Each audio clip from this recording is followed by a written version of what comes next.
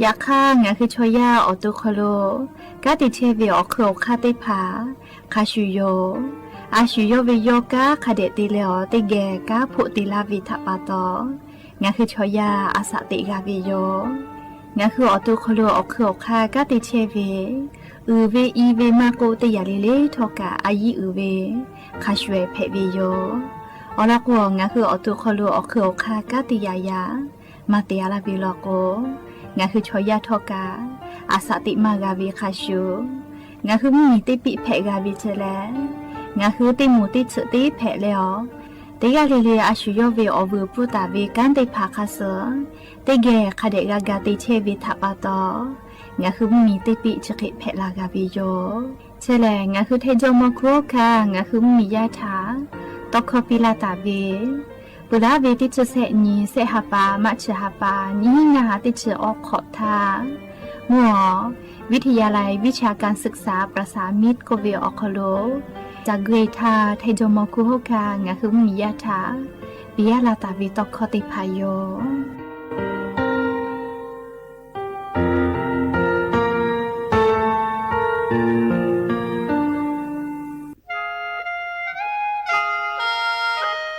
คณะรัฐมนตรีมติจอตาเวคาสนินชกอนิติชหปานิหิงาหาขอชิสขอบิอยาวคโลมติจอเลจีชิตาเวคาสงาคือมียาบาติเวพ่อปะฮะจอเชเวงาคือไทมีกขอเชอวิชติภาทาบาติปีแต่ก็และจีชิตาเวคาสมีเวอเลี้ยวค่ามาตราติชสอคโลกุบตาเวงาคือมีอคโลชอตอชอลุพ่อเวพระราชบัญญัตินิหิงาหันชิญขอคโลกุบตาเวคาสไทมีกคโลพอลุลาและเชลามอวิชติภาและทะเบียนประวัติภาคเดเจจอวิชติภาไทยมีกอคโลลุลาตาวิมมีเวอเลียวค่ากฎหมายค่าเสือคเดลุลาเลเชเพตัวอโปงาหึงมียติภาษาสถานะคนต่างด้าวเข้าเมืองโดยชอบกฎหมายก็เวบะติภาติปีแต่ก็แลจีชิตาวิโยเปตาเลมาตราสือทวิอคโลกกบุตาเวพระราชบัญญัติสัญชาตินี้หิงาหาหิขออคโลกกบุตาเวแลงาคือไทยมีกอคโลปอวิชอไม่กะอปออิติภาไทยมีกอคโลเชมอและทะเบียนประวัติอคโลบะมาโจเฮเวกายาติภาแลสัญชาติไทยติภาลอเพวิเจกุทีออติอคโลลโกสำนักบริหารการทะเบียนกรมการปกครองออติอคโลกาจาจาดาเลกาจาลอยวิเจออกาญูเวตันจาวัติภาแลนี่คือทะเบียนประวัติคาสืออเพซานาอคโลอาจุยากาติเวอญอยาอคโลจาลอยเพวิเจนิชกอนิติชหปานิหิงาหาขอชกอขออุโสจิแมเชกาลิงาคือไทยมีกอคโลมาติคอรมอนิชกอนีติชาปานิหิงาหาขอชสขอคโลจีชิตาเวคาสืองาคือมียาบะติภามาจอเฮเวไม่เลกะบะมาจอกะไทยมีกอคโลเจเชเพตุเวบะติภาติปีแต่โกเลจีชิตาเวคาสือติปอกอยู่เวลาเลนอลาวิโยแม่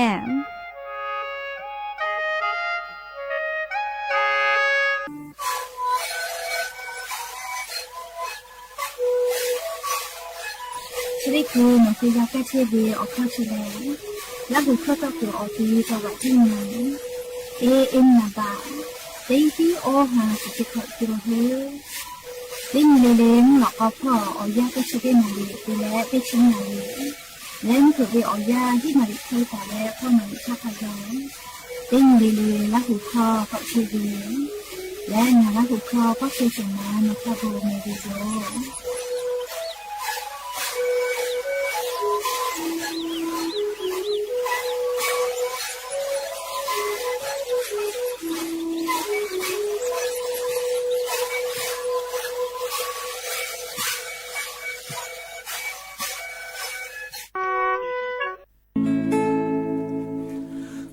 ปะฮือกะกิริจิมุดูเอลาหูมาฮือปะโนเวอะงอมาเคชโมโชเกฮึเกโอโหนาฮึเกฮอลียูเวโอโมโจจาเปียวจาริจางเตียเรเปียวเวชิโยลาพอติเกขอเปียวขอโคโลคุลาหูยาเชกุโคโลอาเววิเลโตตัวลาโกPolo kuko che kuko no kosha hai la hu ya hu ko cha ya ga la หูยาหูเปียวจ้าไปขอจ้ายาโยลาหูยาหูเฮจ้าไปขอจ้าปวยโยโจมาโจเวมาชีจ้าชีจ้างาจ้าเลขอจ้าเปิดเจเตเชเวเฮจ้าโลจ้าตีอะไรเปียววิชิโยลาพอติเกขอเปียวเวลาหูยาหูเปียวจ้าไปขอจ้ายาโยลาหูยาหูเฮจ้าไปขอจ้าปวยโยโจมาโจเวมาชีจ้าชีจ้างาจ้าเลขอจ้าเปิดเจเตเชเวเฮจ้าน้องจ้าตีอะไรเปียววิชิโยลาพอติเกขอเปียวเว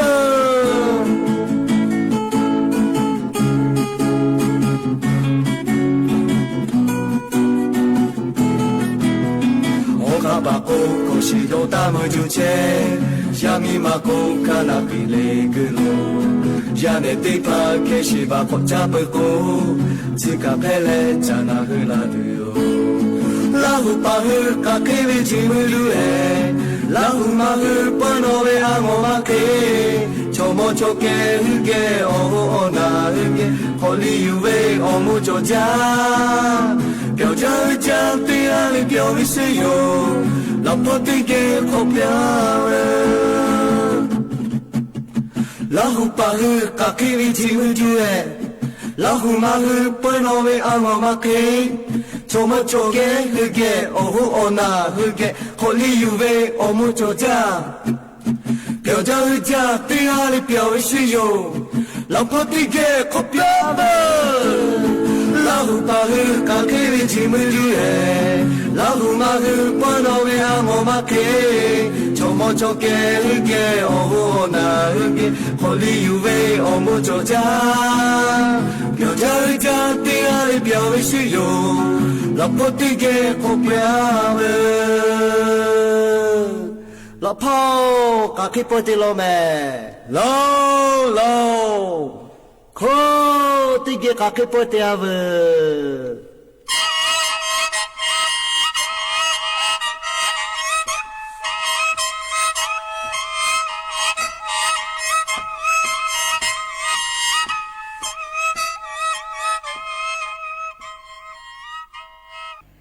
อบุดาจาวิโย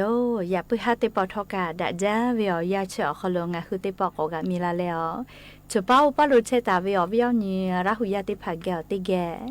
รายกาอบุดาจาขลกะผู้กะมอดาแล้วอคอกะกอกะดักอิเชวิทัปตออลอปือแลติกะเลเลทะตาอุยอยาวิโอขลละเซจาแล้วรายกาอบุดาจาขลหะอยู่ลาวิโยแมฮาวิโอวิโอนีราหุยาข้าพ่อเชพอลุเชตาวิคักคิเพเชเลเตกะเลเลทอกะจ้าแม่ดอแม่ซึแม่กาแม่ฮาเลดอซาเชลลีนาชุดเจวิอยากะนี่คือไทมิงโกอคโลแลมุกะวิอยามาปุหิวิทัปตองะคือเตกะเลเลทอกะอาชุยอตุยอยากะทะคะแดญหะซาดักอิสิแม่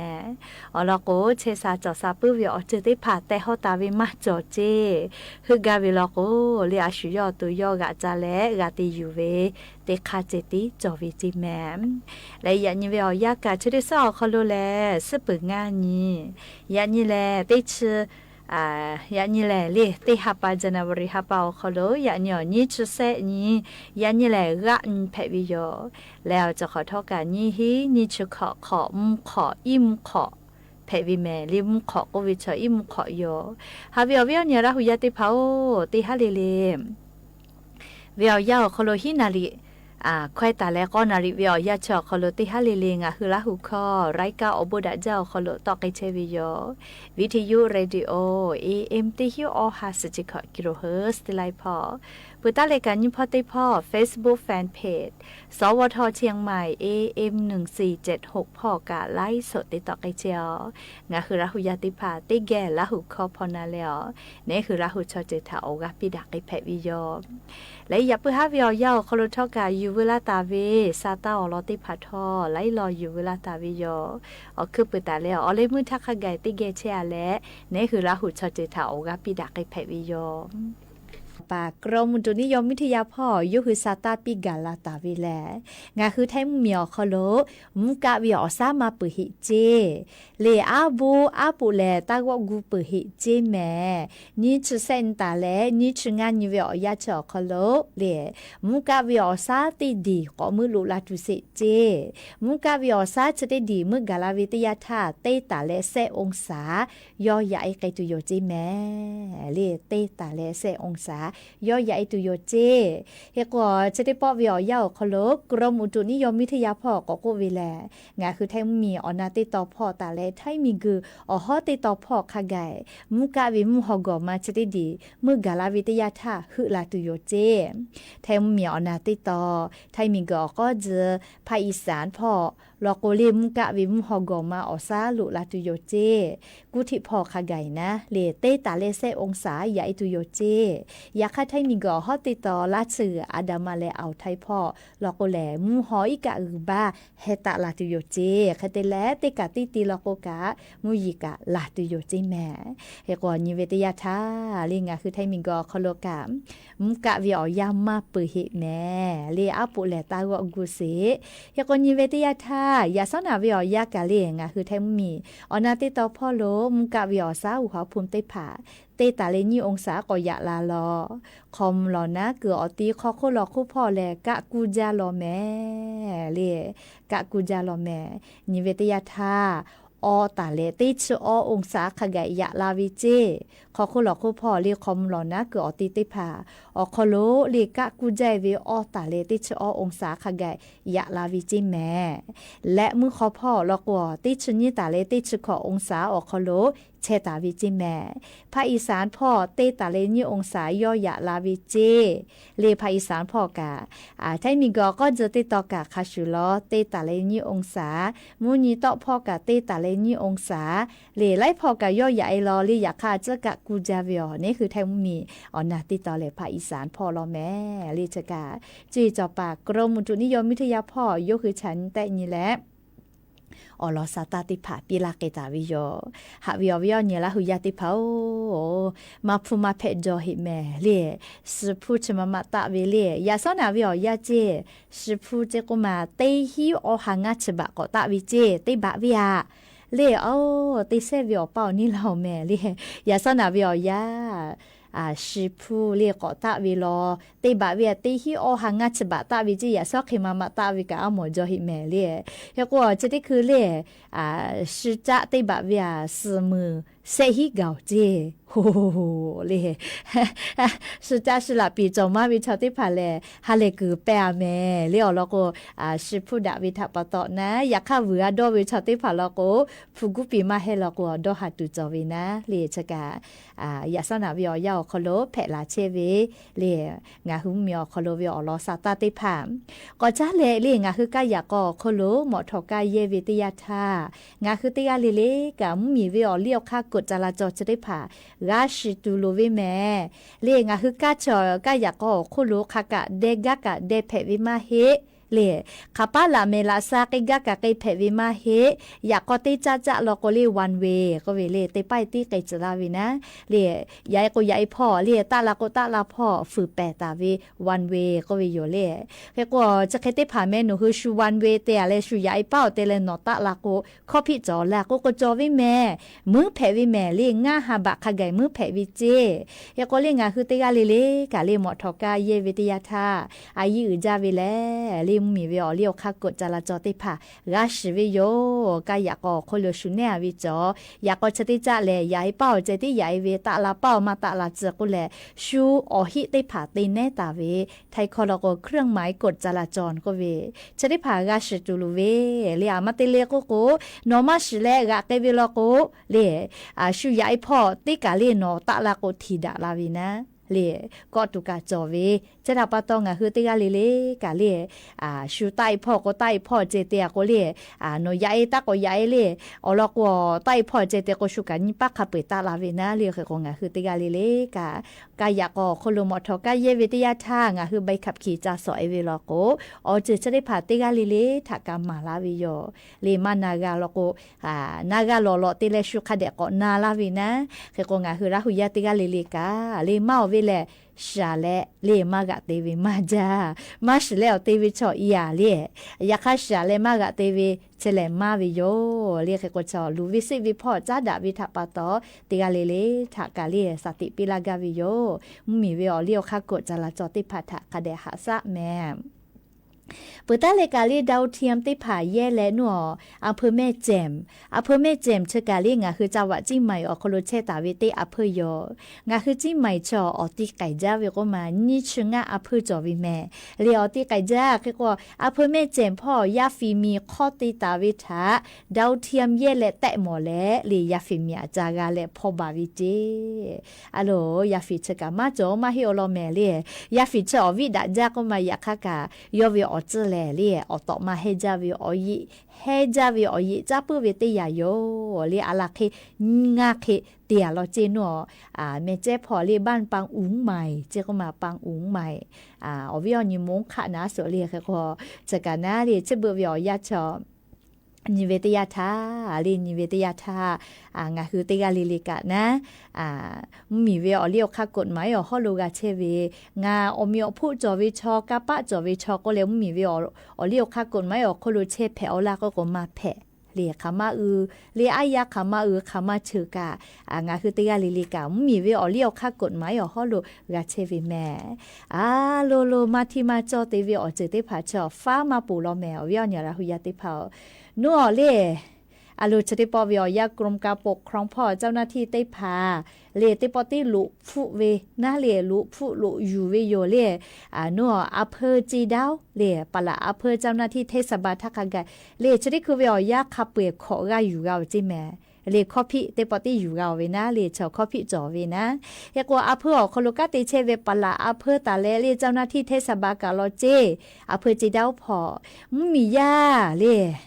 บะรักกึกะจอวิมอติผาฮอจาวิลอเจชุพุจอปาติผาฮอปีวิลอเจก็มายะก็งาคือขอยาโลยากูกะกึกะจอกะบะติมากาวิเลบะคันยิปอจาติกะนมมาตอลาหิมาตอลาหิเตโกวิชอเลอเลมือเลกะชันยิเวอคอโลเลเนคือวิบะอเมชัวฮอจากะโลเจก็มาอะโลเลอะโลโลมาติกึมาติจอกะติวิเลอแต่ก็ยอชะเคติตุกะปะมาจอเลก็งาคือไทมิงก็คอโลแชเวเนคือลาหุยากะบะกาโจกะมากะหิวิมาจาวิโยเรียกก็มีพ่อกะติปาติผาเจ้าหน้าที่มาที่มาจอวิอคโลงะคือมียาเวบะอเมติผานะเลฟูฮอจาเวเลยะคากะยันเสชอยะชองาคือติพิติยะตาวิอเจติผาชอคามาเบฟากะเบฟามาปูโกวิชออเตลนาลอแมเรียกก็อมือตอลาเชลไลพอเรียจุยารัฐบากะอายีอยู่แลเรียยูหัวมาจอมาเควิอคโลติปอติลุฟุปีเวก็มาลุฟุเวทาปะตอลีอยู่กาวินะละทากะอยู่กาวิเจเอกสากะลีไลขอกะสกุฮอพาเตฮอสกะลอเจฟูกะอที่ลุติกะลอเจเล่ฟูอยู่จันจาวิทัปปะตอเพซาปอซาวินะเลียอยากคัดทอกะมาที่มาจอวิอคอโลเตวิแล้วอเลมือลอก็แลตาอยู่กะมีพ่อกะติปะอยู่กะเวลอโกเลียจุยาซานาอคอโลเมือเลกะติเชเวกะชูอยู่บายวิโยยก็อยู่กะวิจิแม่เลียปะละอำเภอเจกุมาลีจีดาวเวียอะโลจีดาวพอกะอเมคาจอยบวาเมลีเสริปอแล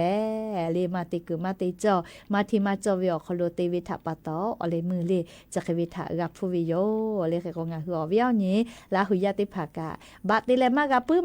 โกวิชอลีอาจจะกะฉานิแมลีเนฮือวิอเมชูฮอจักเกโอลีนาลีจักจอเชลอแมลีเนฮือวิอเมชูฮอจักเกเชลอแม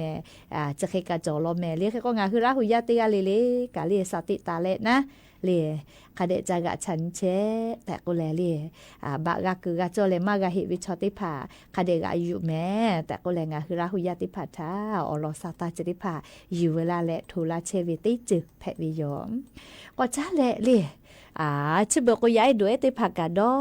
หาดอกขี้จาก็วิอญะราหุยาติภาจะบุยาโทรศัพท์อีจะเวก็มาวิอญะละหุยาติพอnoหุยาแผะเลยอะโลเลนอยังยากะก็มาเพอแม่ลีชดิคือวิอยาคโลยายาเนี่ยติพาทรลาสะลิกึจ้า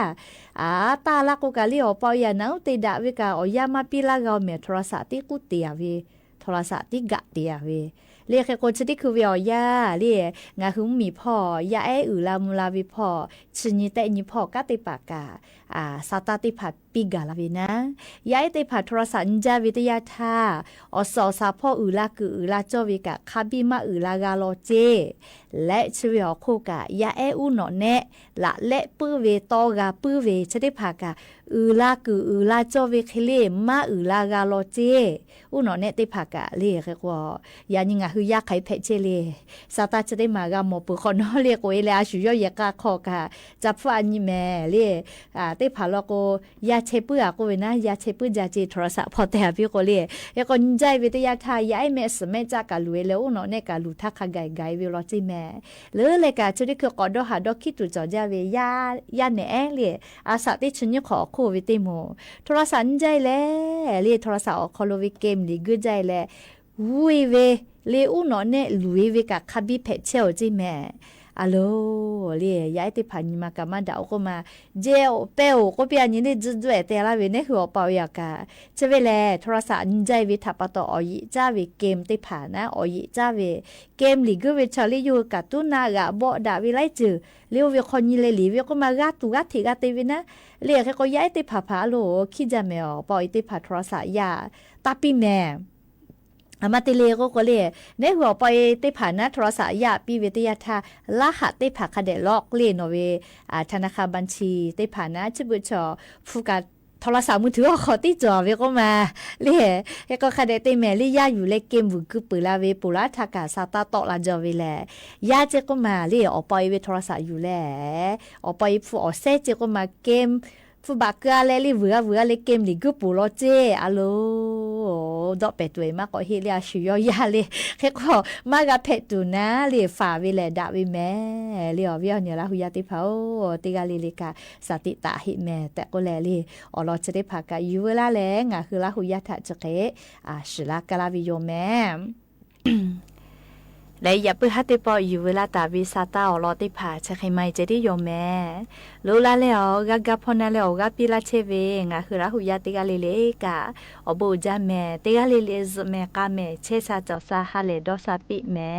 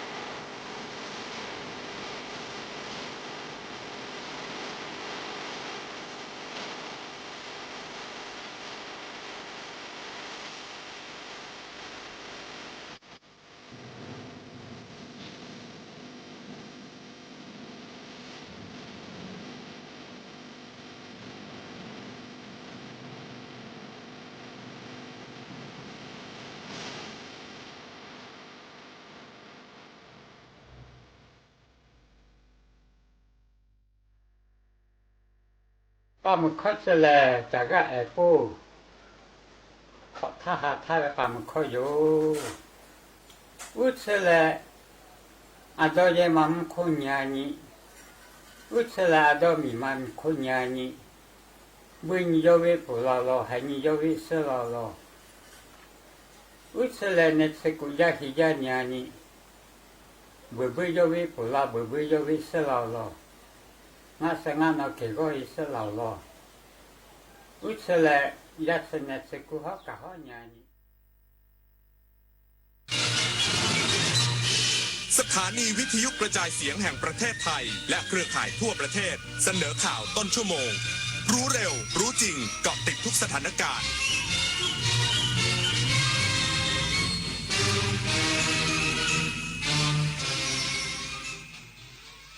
รับฟังข่าวต้นชั่วโมง 21 นาฬิกากับธราวุฒิวิชัยดิษฐ์ครับการรถไฟแห่งประเทศไทยพร้อมเปิดเดินรถสายตะวันออกเฉียงเหนือช่วงชุมทางแก่งคอยปากช่องนครราชสีมาตั้งแต่วันพรุ่งนี้เป็นต้นไปอีกสักครู่กลับมาติดตามรายละเอียดครับ8 กุมภาพันธ์นี้ทุกเสียงคือพลังอย่าลืมไปใช้สิทธิ์เลือกตั้งสมาชิกสภาผู้แทนราษฎรและออกเสียงประชามติตั้งแต่เวลา 8 นาฬิกาถึง 17 นาฬิกาณหน่วยเลือกตั้งที่มีชื่อตรวจสอบรายชื่อผู้มีสิทธิ์ได้ที่ www.ect.go.th แอปพลิเคชัน Smart Vote หรือสายด่วน 1444 สร้างสรรค์ประเทศไทยพร้อมใจไปเลือกตั้งประเทศไทยใสสะอาดปราศจากทุจริตเริ่มได้จากใจของเราทุกคนใจที่พอเพียงคือใจที่เข้มแข็งไม่หวั่นไหวไปคิดคดโกงใครเป็นใจที่มีความสุขความพอใจทำหน้าที่ด้วยความสุจริตไม่เบียดเบียนผู้ใดเริ่มได้ที่ใจของเราในวันนี้ไทยทั้งชาติต้านทุจริตด้วยจิตที่พอเพียงเลือกตั้งทั้งทีต้องไม่ให้พลาด3 สี3 บัตรเข้าใจให้ครบก่อนเข้าคูหาสีเขียวเอาไว้เลือกตั้งสสแบบแบ่งเขตสีชมพูเอาไว้เลือกพรรคเลือกนโยบายที่คุณชอบและสีเหลืองเอาไว้ออกเสียงประชามติ1 เสียงของคุณมีความหมายต่อประเทศจำสีให้ได้ใช้สิทธิ์ให้ครบ8 กุมภาพันธ์นี้ออกไปใช้สิทธิ์พร้อมกันอนาคตไทยเริ่มจากการเลือกของคุณแสนอาลัยสมเด็จพระพันปีหลวงไทยทั้งปวงหมองหม่นก่นร่ำให้พระผู้เสด็จสู่ฟ้าสวรรคาลัยแนบดวงใจตามพระบาททุกชาติภพปวงประชาน้อมสำนึกในพระมหากรุณาธิคุณเป็นล้นพ้นอันหาที่สุดมิได้ข้าพระพุทธเจ้าคณะผู้บริหารข้าราชการและเจ้าหน้าที่สถานีวิทยุกระจายเสียงแห่งประเทศไทยกรมประชาสัมพันธ์การรถไฟแห่งประเทศไทยยืนยันความพร้อมเปิดเดินรถสายตะวันออกเฉียงเหนือช่วงชุมทางแก่งคอยปากช่องนครราชสีมาตั้งแต่วันพรุ่งนี้เป็นต้นไปหลังยกระดับมาตรการความปลอดภัยอย่างเข้มงวดนายอนันต์ โพนิ่มแดงรองผู้ว่าการรถไฟแห่งประเทศไทยรักษาการในตำแหน่งผู้ว่าการรถไฟแห่งประเทศไทยเปิดเผยว่าการรถไฟพร้อมเปิดเดินขบวนรถสายตะวันออกเฉียงเหนือช่วงสถานีชุมทางแก่งคอยปากช่องนครราชสีมาหลังดำเนินการรื้อย้ายโครงสร้างและอุปกรณ์จากเหตุเครนก่อสร้างในโครงการรถไฟความเร็วสูงไทยจีนถล่มออกจากพื้นที่เรียบร้อยแล้วพร้อมซ่อมแซมและตรวจสอบสภาพเส้นทางรถไฟอย่างละเอียดตั้งแต่วันที่ 24 มกราคม 2569 เวลา 5 นาฬิกาจะเปิดเดินขบวนรถในเส้นทางดังกล่าวเที่ยวขึ้นจะเริ่มจากขบวนรถท้องถิ่นที่ 431 ชุมทางแก่งคอยถึงขอนแก่นและเที่ยวล่องจะเป็นขบวนรถธรรมดาที่ 234 สุรินทร์ถึงกรุงเทพหัวลำโพงอย่างไรก็ตามในวันนี้เจ้าหน้าที่ของการรถไฟร่วมกับหน่วยงานที่เกี่ยวข้องรวมถึงบริษัทผู้รับจ้างลงพื้นที่ตรวจสอบความปลอดภัยขั้นสุดท้ายและมีการรับรองความปลอดภัยจากหน่วยงานที่เกี่ยวข้องเพื่อให้เกิดความปลอดภัยสูงสุดก่อนเปิดการเดินรถอย่างเป็นทางการและเพื่อป้องกันไม่ให้เกิดเหตุในลักษณะดังกล่าวซ้ำอีกการรถไฟได้ยกระดับมาตรการความปลอดภัยในการเดินทางและการปฏิบัติงานก่อสร้างใกล้แนวทางรถไฟในทั่วประเทศเช่นจุดที่มีความเสี่ยงต้องทำเฉพาะช่วงปิดทางและช่วงว่างจากการเดินรถจัดเจ้าหน้าที่ประจำต้นทางปลายทางและพนักงานเฝ้า ฝ้าระวังรวมถึงหยุดกิจกรรมก่อสร้างทันทีเมื่อมีการเปิดทางให้ขบวนรถผ่านเป็นต้นนพศรแก้วคำรายงานจังหวัดนราธิวาสมอบเงินเยียวยาให้ผู้ได้รับผลกระทบจากเหตุคนร้ายวางระเบิดปั๊มน้ำมันรวมแล้วกว่า37ล้านบาทพร้อมวางมาตรการและจัดระเบียบตามแนวชายแดนเพื่อป้องกันเหตุรุนแรงและสิ่งผิดกฎหมายทุกประเภทนายบุญช่วยหอมยามเย็นผู้ว่าราชการจังหวัดนราธิวาสลงพื้นที่มอบเงินช่วยเหลือเยียวยาครั้งที่2รวมกว่า15ล้านบาทให้ผู้ที่ได้รับผลกระทบจากเหตุการณ์ความรุนแรงคนร้ายลอบวางระเบิดและวางเพลิงปั๊มน้ำมันรวม5แห่งในพื้นที่5อำเภอเมื่อวันที่11มกราคมที่ผ่านมาที่ปั๊มน้ำมันปตท.บ้านโคกตำบลจวบอำเภอเจาะไอร้องจังหวัดนราธิวาสโดยจังหวัดนราธิวาสสามารถจ่ายเงินครั้งแรกภายใน7วันรวมกว่า21ล้านบาทส่วนในครั้งที่2กว่า15ล้านบาทรวมทั้งสิ้นกว่า37ล้านบาทและจะมีการให้ความช่วยเหลือเยียวยาเพิ่มเติมให้ครอบคลุมความเสียหาย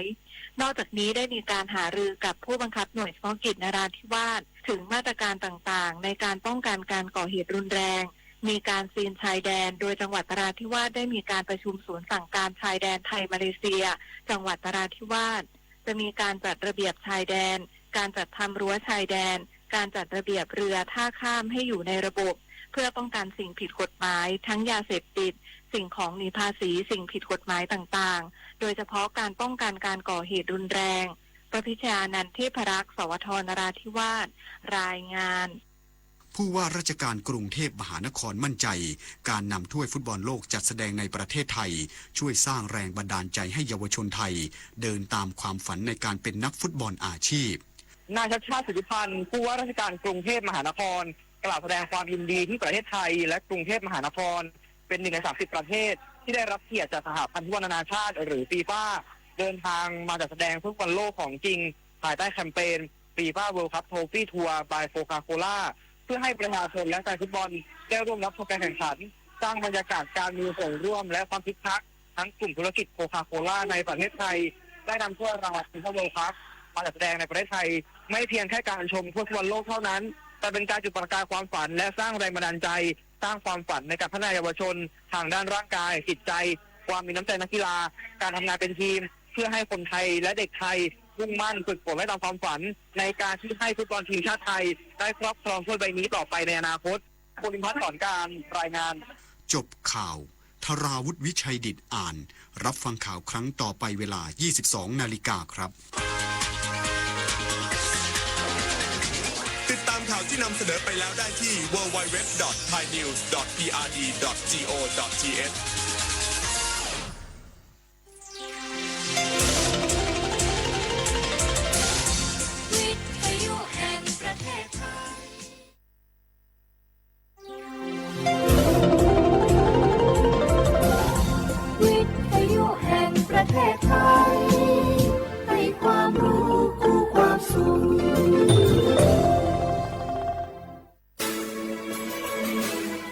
สถานีวิทยุกระจายเสียงแห่งประเทศไทยจังหวัดเชียงใหม่ AM 1476 กิโลเฮิรตซ์สถานีวิทยุภาคภาษาชาติพันธุ์แห่งเดียวในประเทศไทยที่มีความทันสมัยเชื่อถือได้สร้างอัตลักษณ์กลุ่มชาติพันธุ์สู่สากล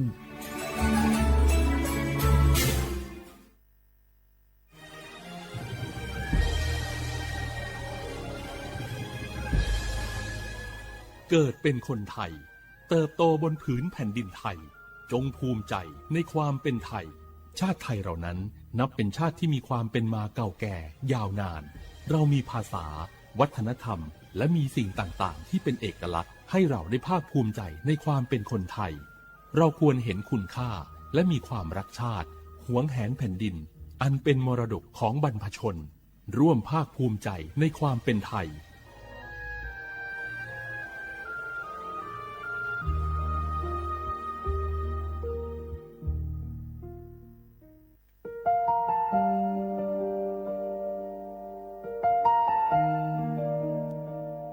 ขอน้อมเกล้าถวายอาลัยสมเด็จพระพันปีหลวงพระแม่แห่งแผ่นดินผู้ทรงเมตตาเหนือเกล้าขอพระองค์เสด็จสู่สวรรคาลัยข้าพระพุทธเจ้าข้าราชการและเจ้าหน้าที่ สถานีวิทยุกระจายเสียงแห่งประเทศไทยจังหวัดเชียงใหม่กรมประชาสัมพันธ์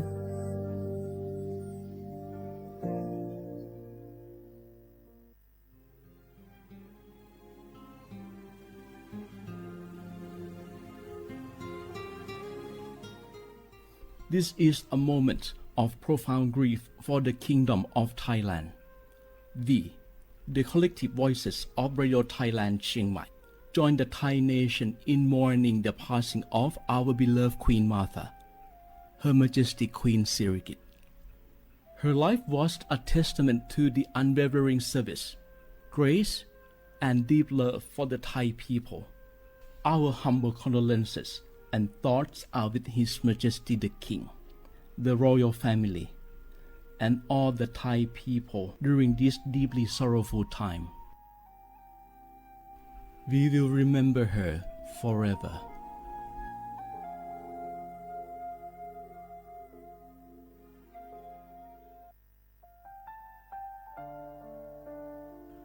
อาเดือไทยมิขอสงภาอามาสมเด็จพระนางเจ้าสิริกิติ์พระบรมราชินีนาถพระบรมราชชนนีพันปีหลวงควยตาโอดาเลียกาชายันดาชอเนมาอายออามามิขอเปียวเนไทยมิขอกะดูอาคาชอเจอกะดูเงเกเนลาหมายแอจิชนีถามิเนนือมาหลักมาเงเลชญาเธอมิเนอาดูมาโยหานาลูอายองเนเกเนโยเยบอนเนมาอีนอายอมาโดอาดูเนโอเอียเนควยตาโอดาเลมิเนนือมาหน่วยสาวเนวอจโจเอเรญาอาดูมาโยหานาลูอายองนือมาหลักยอจอนาลูเนเกเนโยเยบอชเนมางามาอาเขาชดเจอโยกานาลู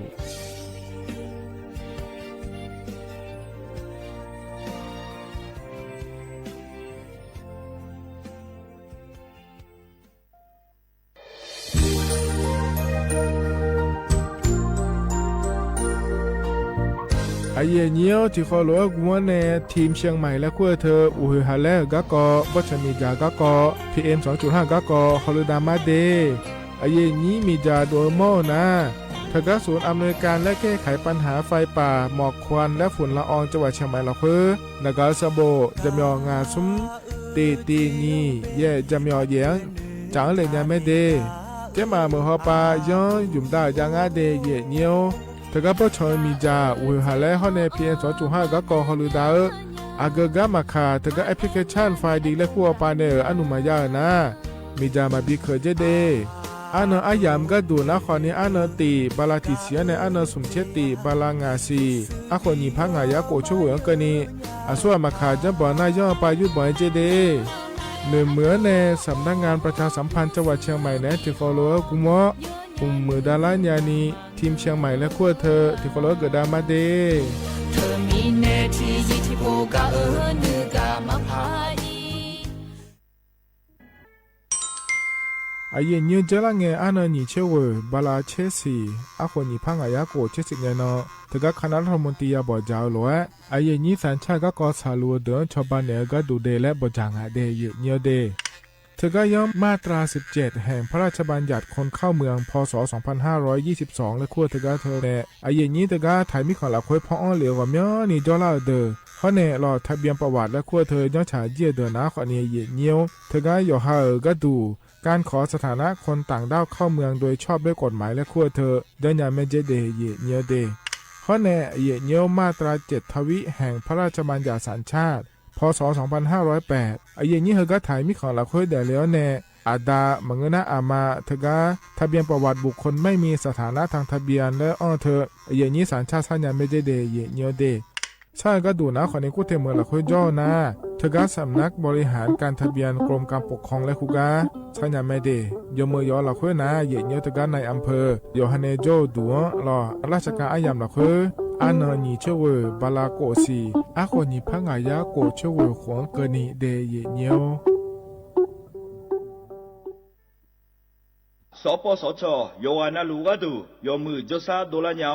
นาโกลุคุมญาอุตาจซาดูเจียวหลังในญานีหลัวแม่บาประชาชนยาวเดอซาโฮซากูกูหวงแน่หนีเชหวงตัวนี้ว่าสิคอเต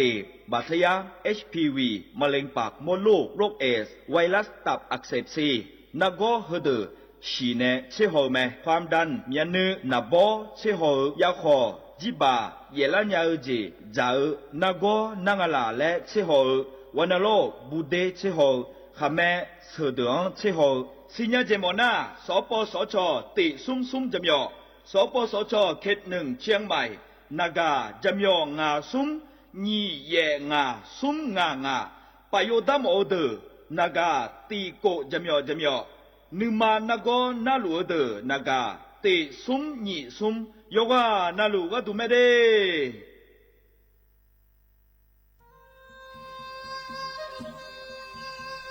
ยาโปนาลูเฮตาฮอดาเงอุเฮฮาเล PM 2.5 เฮมียดาลางาเลสีลางาอาดูมาเนจังเงดเจอปะปะกัวเงเจมีจาเคมีเนเฮดดตอลูชัวยามอดดลาเนมัวขเนียมามึงอะเดมีเนพีลาขบยานาลาขอเนสาโกพปานกอขอนีเปียลายังาอาดูมาโยกานาลูกุมวเนมีจามาเคนีโยฮาเนยับมุนยะเพเลเธอโลไถในเฉเนปุยเกมีจามีกาพี่ขอเนบอชอมยาลานีอาบอที่ขอหลวงเขาที่ขอหลวงกุมะเนมีจาตาเคเดเหมือเนโยฮานาหลวงอยู่เหมือนจะซาโดนีย้อนยาผาเหมือนเนสำนักงานประชาสัมพันธ์ที่3กรมประชาสัมพันธ์พปาเนจากกาเงเด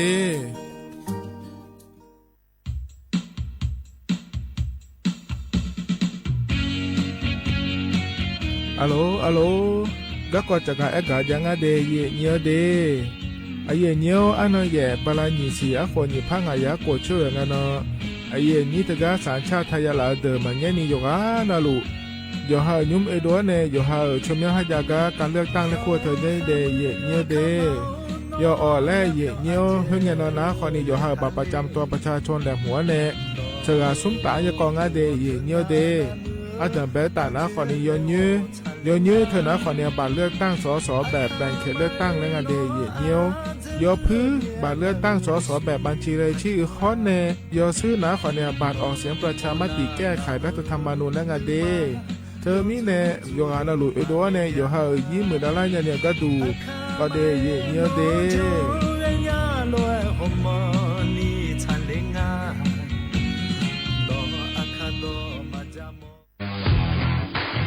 รัฐบาลไทยประกาศสงครามสแกมเมอร์รัฐบาลจึงได้ประกาศสงครามกับสแกมเมอร์ในฐานะที่สแกมเมอร์เป็นวาระแห่งชาติและในวันนี้ผมก็ได้ใช้โอกาสนี้มารายงานความคืบหน้าและเน้นย้ำถึงสิ่งที่เราต้องร่วมกันทำต่อไป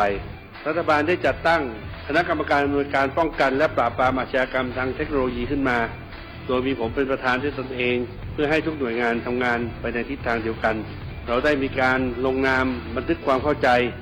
ระหว่าง 15 หน่วยงานหลักทั้งภาครัฐและภาคเอกชนตลอดจนสถาบันการเงินเพื่ออุดช่องโหว่ทางการเงินและตัดเส้นทางเงินของกระบวนการอาชญากรรมเหล่านี้ให้สิ้นซากรวมพลังคนไทยต้านภัยสแกมเมอร์นายอนุทินชาญวีรกูลนายกรัฐมนตรี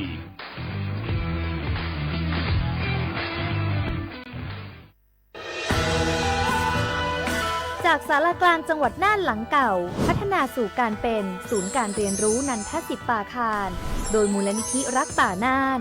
นับเป็นพระมหากรุณาธิคุณที่สมเด็จพระกนิษฐาธิราชเจ้ากรมสมเด็จพระเทพรัตนราชสุดาสยามบรมราชกุมารีได้พระราชทานนามนันทศิษย์ป่าคารอันหมายถึงอาคารแห่งความรู้ทุกแขนงของจังหวัดน่านภายในประกอบด้วยห้องนิทรรศการเฉลิมพระเกียรติรัชกาลที่ 9 แสดงพระราชประวัติและพระราชกรณียกิจของพระผู้ทรงเป็นพลังแห่งแผ่นดินและต้นแบบของความเพียรรถพระที่นั่งอนุสรณ์แห่งการเสด็จเยี่ยมราษฎรในถิ่นทุรกันดารทั่วทุกภูมิภาคของไทยพิพิธภัณฑ์ศาลากลางจังหวัดน่านความทรงจำของอาคารหลังเก่าและการอนุรักษ์สิ่งสำคัญของเมืองน่านเทคโนโลยีกับมนุษย์ จุดประกายความคิดสร้างสรรค์สู่การสร้างนวัตกรรมในอนาคตน่านซิมูเลชันแนวทางจัดการขยะที่ยั่งยืนเพื่อตระหนักถึงผลกระทบต่อสังคมเศรษฐกิจและสิ่งแวดล้อมห้องสมบัติน่านย้อนรอยสู่อดีตและความรุ่งเรืองของนครน่านผ่านเงินตราเครื่องเงินและผ้าทอเปิดให้เข้าชมฟรีไม่มีค่าใช้จ่ายตั้งแต่เวลา 9 นาฬิกาถึง 17 นาฬิกาหยุดทุกวันจันทร์และวันนักขัตฤกษ์มาร่วมอนุรักษ์สืบสานสร้างสรรค์ศิลปะวัฒนธรรมและวิทยาศาสตร์ของเมืองน่านคุณค่าที่น่าภาคภูมิใจ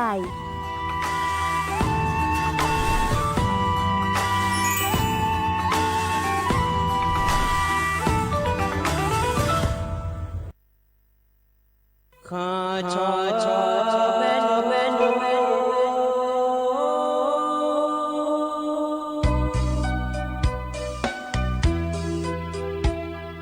za ni cho pu le nga do wo tu ya kha ba za ni cho mo le nga do nga cho ya kha ba cho pa ma si cho cha lo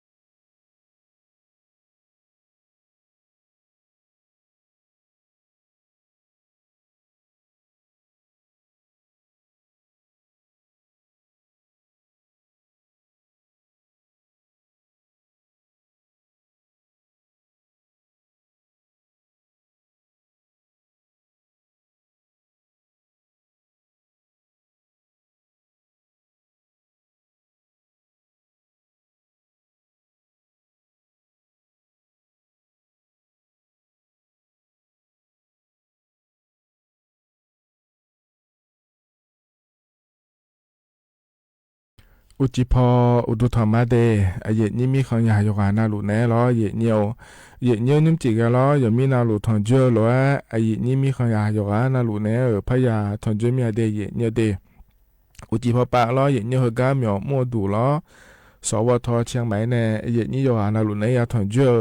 เฮนาขอเนี่ยนาลีอายามนาลีเวลาแน่เชลังก็นี่แม่เยเนี่ยล้อมีแน่ล้อนิ่มจิกงานแน่อายุเชื่อมือแน่ที่ขอล้อจะดามาเยเนี่ยล้อเจลังเงอุศอายามเราค่อยขอเนี่ยนาลีแย่ละเนี่ยเวลาเกินนี้แล้วนี่เนี่ยยาถอนเจมาเดยเนื้อเดยนี่ที่นาเราอุศอปาอายามยานะขอนี้อุศอปาขอเนี่ยถอนเจดูรอเนี่ยยิ้มจิกที่ขอร้อยแล้วพระเจ้าดามาเยเนี่ยนาลีเชลังเกินนี้เดยเนื้อรอถึงเฟบรัวปานมาเรามาข้อปามาชันแทนเนี่ยนะฮะยาแม่เดยเนื้อเดยเนื้อให้เฮกาเนื้อจะมาจากอากาศทานเนี่ยเฮนาเลยเนื้อเฮกาเกลือ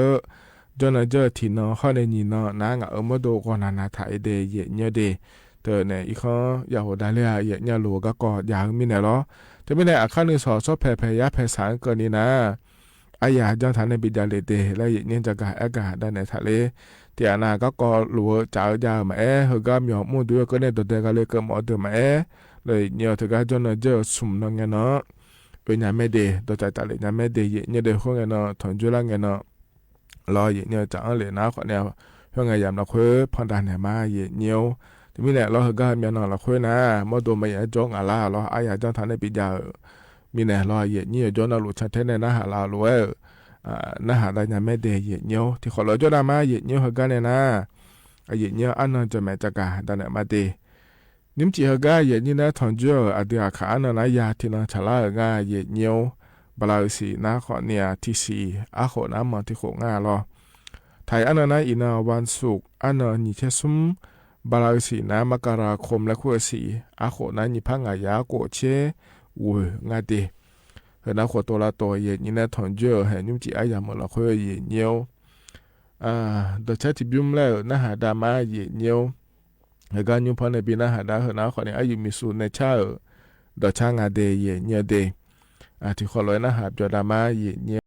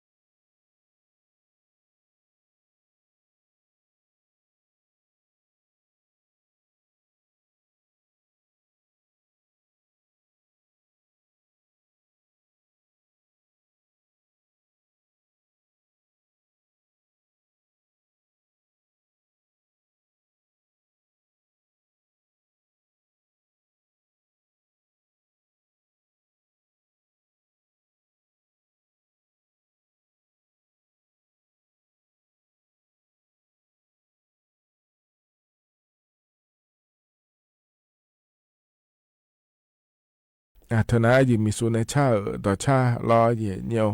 โยหานาหลวงยานะหาบยอด้วยเนื้อแล้วก็จะลาปาลาเนี่ยนะหาเล่าโยหานาหลวงอุดุธรรมะเดเนื้อเดงานแน่อายุเชื่อเหมือนแน่ที่ขอหลวงจอดามาเนื้อก็เกาะแหลมเถอจากาดันมาเดเนื้อเด อาดัมแบก็เกาะรออย่างเนียวอยู่ชาชอเชอพอปะเนอเนี่ยรอแต่ก็จะพอนะอยู่มานะขอเนี่ยกรมอุตุนิยมวิทยาและคู่งานเดย์เนี่ยเดเฮก็อันนี้เชี่ยงก็นี่งาเจเนี่ยบาลาสิจิเลงเนี่ยก็นี่งาเนี่ยนี่รอนี่เชี่ยงก็นี่เจ๋งอ่ะเดและทัวร์จากการอากาศเนี่ยอยู่ชาชอเชอพอปะเนอรอเนี่ยเฮก็พยายามละค่อยนะขอเนี่ยตีองศาเนี่ยซุ่มองศาก็นี่เฮ้ยไม่หูนะเนี่ยมาเชพัดเจคเลงอ่ะเดและทัวร์จากการอากาศเทียเนี่ยที่มีเนี่ยเฮก็เหมือนละค่อยขอนี่รอเนี่ยเช็ดตีองศาเนี่ยเชี่ยองศาก็นี่ละแล้วอย่างเจเนี่ยล้อแล้วเชื่อช่างไงอย่างมันเราก็หอบปากก็ดูนะคนนี้เช็ดสี่องศาเนี่ยสุ่มเช่นนี่องศาก็นี่ละแล้วอย่างเดแล้วทุกจากการอากาศเทียเนี่ยไอ้คนเนี่ยดอนตาหอบปากก็จก็ดูปากก็ดูนะคนนี้เจอีสนี่เจ๋งเจเดเนี่ยเดเจหอบปากก็ดูดอนตาหอบปากนะร้อยเนี่ยนี่องศาเนี่ยเช่องศาก็นี่ละแล้วอย่างเดแล้วตัวจากการอากาศง่ายเทียเนี่ยเราเย็นนี่เทียนะเราให้องศาก็เจ๊ก็เลยเราเฮือนานี่เราเฮือนานี่เจ๋ก็ดูง่ายเดแล้วทุกง่ายเทียเนี่ยเดือดขาวปานะเอาหูบานในเฮือนานี่เจ๋ก็ดูแล้วชดเชยเนี่ยอายุชดเชยมาเสียหลอดยางมาเสียก่อนนะเฮก็กรมอุตุนิยมวิทยาแล้วอย่ามาเฮก็พอหรือด้านหน้าอย่ามาคือขำอยู่อย่างงั้นเถอะเราเฮือนานี่เจ๋ง่ายเดแล้วเราเย็นเนี่ยนาโบทีโบนีโบแล้วก็ดูง่ายในเย็นนี้ไอ้คนเนี่ยจะเจาปานะเฮือนานี่เจอเราเฮือนานี่เจงาเจกันนะเฮือมีองศาเนี่ยอย่างเจแล้วทุกเกิดงาเทียเนี่ยล้ออดีอาคาดอมาใจไม่น่ายอมมาดอยาเกิดแม่เนี่ยล้อเดถึงมีเนี่ยล้อถึงกันเนี่ยเกิดเราล้อจะเจงาเดอยู่กับงาเดแล้วมีเนี่ยล้อนี่อยู่หานาลูล้อเนี่ยเธออยู่หามาโดยมือพาหอหรือดาล้อมีช่วยแพ้หองอยู่กับแพ้หองทับโยทาสีเดเนี่ยเดยาอยู่งั้นสิเดอันนี้ชี้เงินก็เนี่ยเจ๋งอาเจและมีเนี่ยเราเนี่ยถึงมีเนี่ยอยู่หานาลูจะมือจะสะดวกหลักเว้ยจอยเนี่ยเราอยู่หามาโดยมือพาหอหรือดาเราเดยเนี่ยเฮนะเราเนี่ยอยู่ชัดเชื่อพอป่าอัดดัมแบกก็เนี่ยจะการอากาศได้ในบีซีบีกาเนี่ยนายใจที่ก็ดูเฮกันยุ่งยามเฮละคนนั้นตัดเล่นนี่เราเนี่ยเจริญเงี้ยคนนี้จะการได้เนี่ยเข้ามาไอ้คนนี้อินที่โพแล้วพระจะการอากาศปนเนี่ยเนี่ยรัฐบาลป่าอุหะแล้วแบบมีดาราเนี่ยก็ดูเขาลือดาวเดียเนี่ยเดมานี่นะเรามีจะเขือก็แต่มันก็ยังมีจะยังมีก็เราคุยเขาลือดาวเนี่ยเราเมื่อเราคุยคนเนี่ยเราอยู่ก็จะอยู่ว่าป่าเราอุหะนายังมีเนี่ยยาเดือคนนี้ยุบบ่แล้วเนี่ยนั่นถือการลงงานหุ่มก็ดูคนนี้เขาลือดาเราอุหะแล้วตัวเราอยู่จีน่ารู้ว่าเกิดง่ายในเย็นนี้ไอ้คนเนี่ยดูมาเนี่ยแต่เรื่องเราที่ก่อนนะคนนี้เธอมีจะเขือก็เกาะและงานเทียเนี่ยหรอได้มีจะเขือก็และเกิดน้าขอเนี่ยมานี่นะยาเงี้ยเขือแต่มาเงือเดยเนี่ยเดยอยู่หาจะดูเราเขือแต่ขอนี่บังเจเนี่ยหรออยู่ก็อยู่หรอเธอจอดพื้นที่สาธารณะและคู่งานเทียเนี่ยหรออยู่สมัยบอกก็เขือขอนี่บังแล้วหรอเนี่ยบ่ชมบ่ต้องเงือก็เลยเกิดงานเราในนี้อยู่หาเนี่ยเราคุยเราอยู่ให้ยอดดูเราคุยเขือแต่ขอเนี่ยเจ้าหน้าที่ป่าหม้อนะอยู่บังเดยเนี่ยเดเธอขอสุขขอบาลาสุมสีมาเจนี่ยัยโลมังน่ะพิวรอจะด่าเธอตีเธอหนีมึงอ่ะพาบะมาเจนี่ตีเดยเนี่ยเด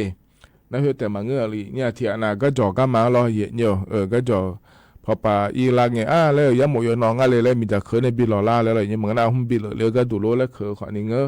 เฮก็เฮสดาที่พาบามาเจอินี่ตีอาเดเนี่ยเดนะอยู่หันยามจากขอดูขอนี่มาเขยเนี่ยเธอก็เขยนะขอเนี่ยขอสิขอมาเจนี่ยัยโลมังน่าสดาตีเธอเดเนี่ยเดที่เสมือบางคนนี่ตีเจเนี่ยฉันว่านั่นนี่เห็นเนี่ยเลยอยู่มาเนี่ยเธอก็มีจามาบีเขยก็ดูเดลจังดายังเธอยุ่มดาล้อเนี่ยเขาเนี่ยเธอแต่มังเดเนี่ยเดอุทยานเราคุยรอชอุทยานแห่งชาติเขตอนุรักษ์พันธุ์สัตว์ป่าและคุยเธออย่างง่ายในอย่างนี้รอเธอ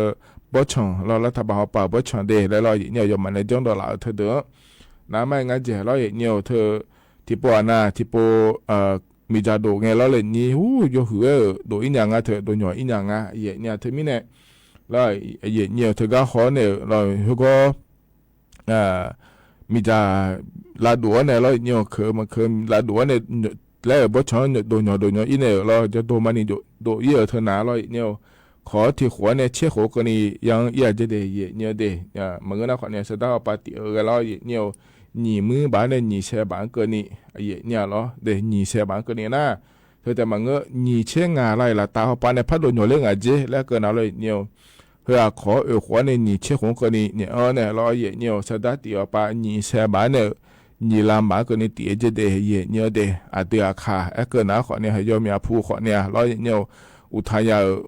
กะเจจาโลแล้วเนี่ยให้อายามุจิกิเลนะคนนี้สะเทหุมาเทเอียโลแล้วเลยอย่างนี้มีจามันอยู่หามันเนี่ยเกินนี้แล้วเนี่ยอย่าหอดอลีหุมาบีเจเนโดลาโลดิเจเนโดลาโลแล้วมันขาลอยเนี่ยอินว่าเจ้าหน้าที่ป่าหล่อคอเนี้ยเนี่ยให้จนเอาป่าเขาโคเงี้ยแล้วเลยเนี่ยจะมาเจงเงี้ยหรออาบ้าถอดฐานเนี่ยเบอร์อินนุ่มน่าหล่อเกือบป่าเนี่ยขอนี้หรอเทียมมองอะไรถ้าดูเดอาบ้าถอดฐานเนี่ยให้มีเนาะเฮก็เฮยามละคุยอาสัวเดินจนเนี่ยอาสัวมีจาระดูง่ายแล้วเขาก็ชดเชยเนี่ยเนี่ยที่เป็นช่วงมาดูหัวในระบบงานเดและสิเลียเทเนี่ยเดอีนุ่มนาเราที่มีเนี่ยเราอยู่อาคายจังเนี่ยที่ก้านะอุทยานและขั้วเธอเราบ่ชมบ่ต้องรัฐบาลพอป่าเธอเลยแต่เขามาบีแล้วเนี่ยเราเธอมีจาระดูเล็กกูมีเนี่ยเราเลยนี้ที่มีเนี่ยอากามาบีเลยแล้วทะเลเราเนี่ยชนในทางจังเดและเจน่าคนในทางจังเราเดเนี่ยเดแล้วถ้าว่าป่าก็ดูขเนี่ยโลจังดาเฮนะมันนี่นะอยู่ก็ดูมังอดีมาอยู่นะลูกก็ดูสาวอยู่มือแล้วก็เนี่ยเดลจังดาแม่เนี่ยอยู่คนนะลูกก็จะสาวมีนะล้อเนี่ยแล้วมีละก็จะสาวมีนะที่มีนะแล้วถ้าว่าป่ามาบีมีดาราก็ดูเดลจังดางาเดแล้วจะก็ดานนั้นบิสิบิกาเลเดเนี่ยเดเพราะในจังพาเกจะที่ก็ล้อเนี่ยถึงก็ส่วนแรงงานเราก็มัวป่าช่วยอย่าเหรอเราดูมาก็มัวเดิมก็จำจะขอโทษเดิมจะขอนาลุงเราก็มัวป่าหอหรือด้านในจะก็นี่แต่ก็ชมมีคนอีโดนเนี่ยก็จำแต่ขอโทษอีหมอเดินนะยังพาแรงงานเจเนี่ยมันไม่ได้ยุ่งแต่มันเงาเราอยู่จนเราหลุดจากการไม่เหรอก็กว่าขอเนี่ยมาจากการดูเลยไม่ได้จากการปวดเนี่ยเลยเนี่ยถึงก็ยุ่งนาเราเนี่ยออนไลน์เขาไปในเนี่ยไม่ซื้อแล้วยอมอย่างนี้จ้องอาเจเนี่ยถึงก็กระทรวงแรงงานปานเนี่ยหนุ่มยาเนี่ยนี่ก็บิวปวก็ดูปวดเลยมาเดะถึงก็ย้ำจากขอตัวเอียโลแล้วบาดชมมีใครโดนก็ย้ำจากขอตัวเอียโลแล้วบาลาชิเพมีอะไรดีบินเนี่ยไม่เจแล้วเนี่ยไม่ซื้อแล้วเนี่ยสดาลาจ่าเธอรอเนี่ยยอมอย่างนี้มองอาเจยุ่มนะรอเลยนี่เธอมีเนี่ยคนรอเนี่ยเนี่ยชอลาเนี่ยแล้วรอเฟซบุ๊กปานเนี่ยมารอออนไลน์ปานเนี่ยมาแล้วชอลานะถ้าจังเลยสิเดแล้วตัวก็งาเทียเนี่ยหรออินุมาชดเชยเนี่ยเจเนี่ยบริษัทเธอก็ชมมีของเธอแล้วดูช่วยหาเฮมามันนี่จางาโลยงาโลแล้วชดเชยเนี่ยเจเดเนี่ยเดแต่ก็ชดเชยเนี่ยก็ดูนะขอเนี่ยเว็บไซต์กอง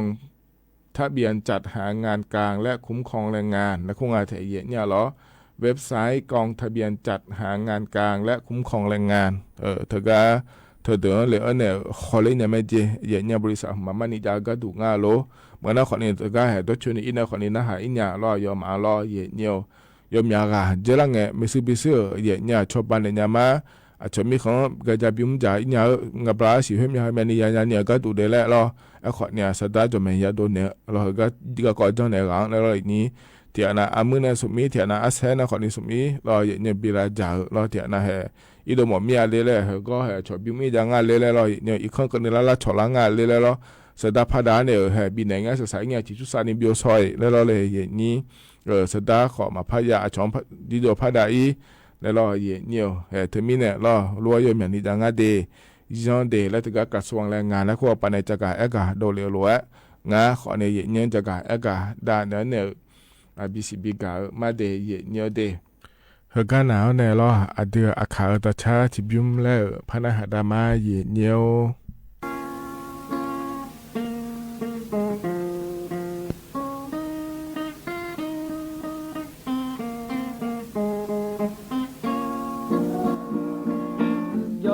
ลาโดเลงา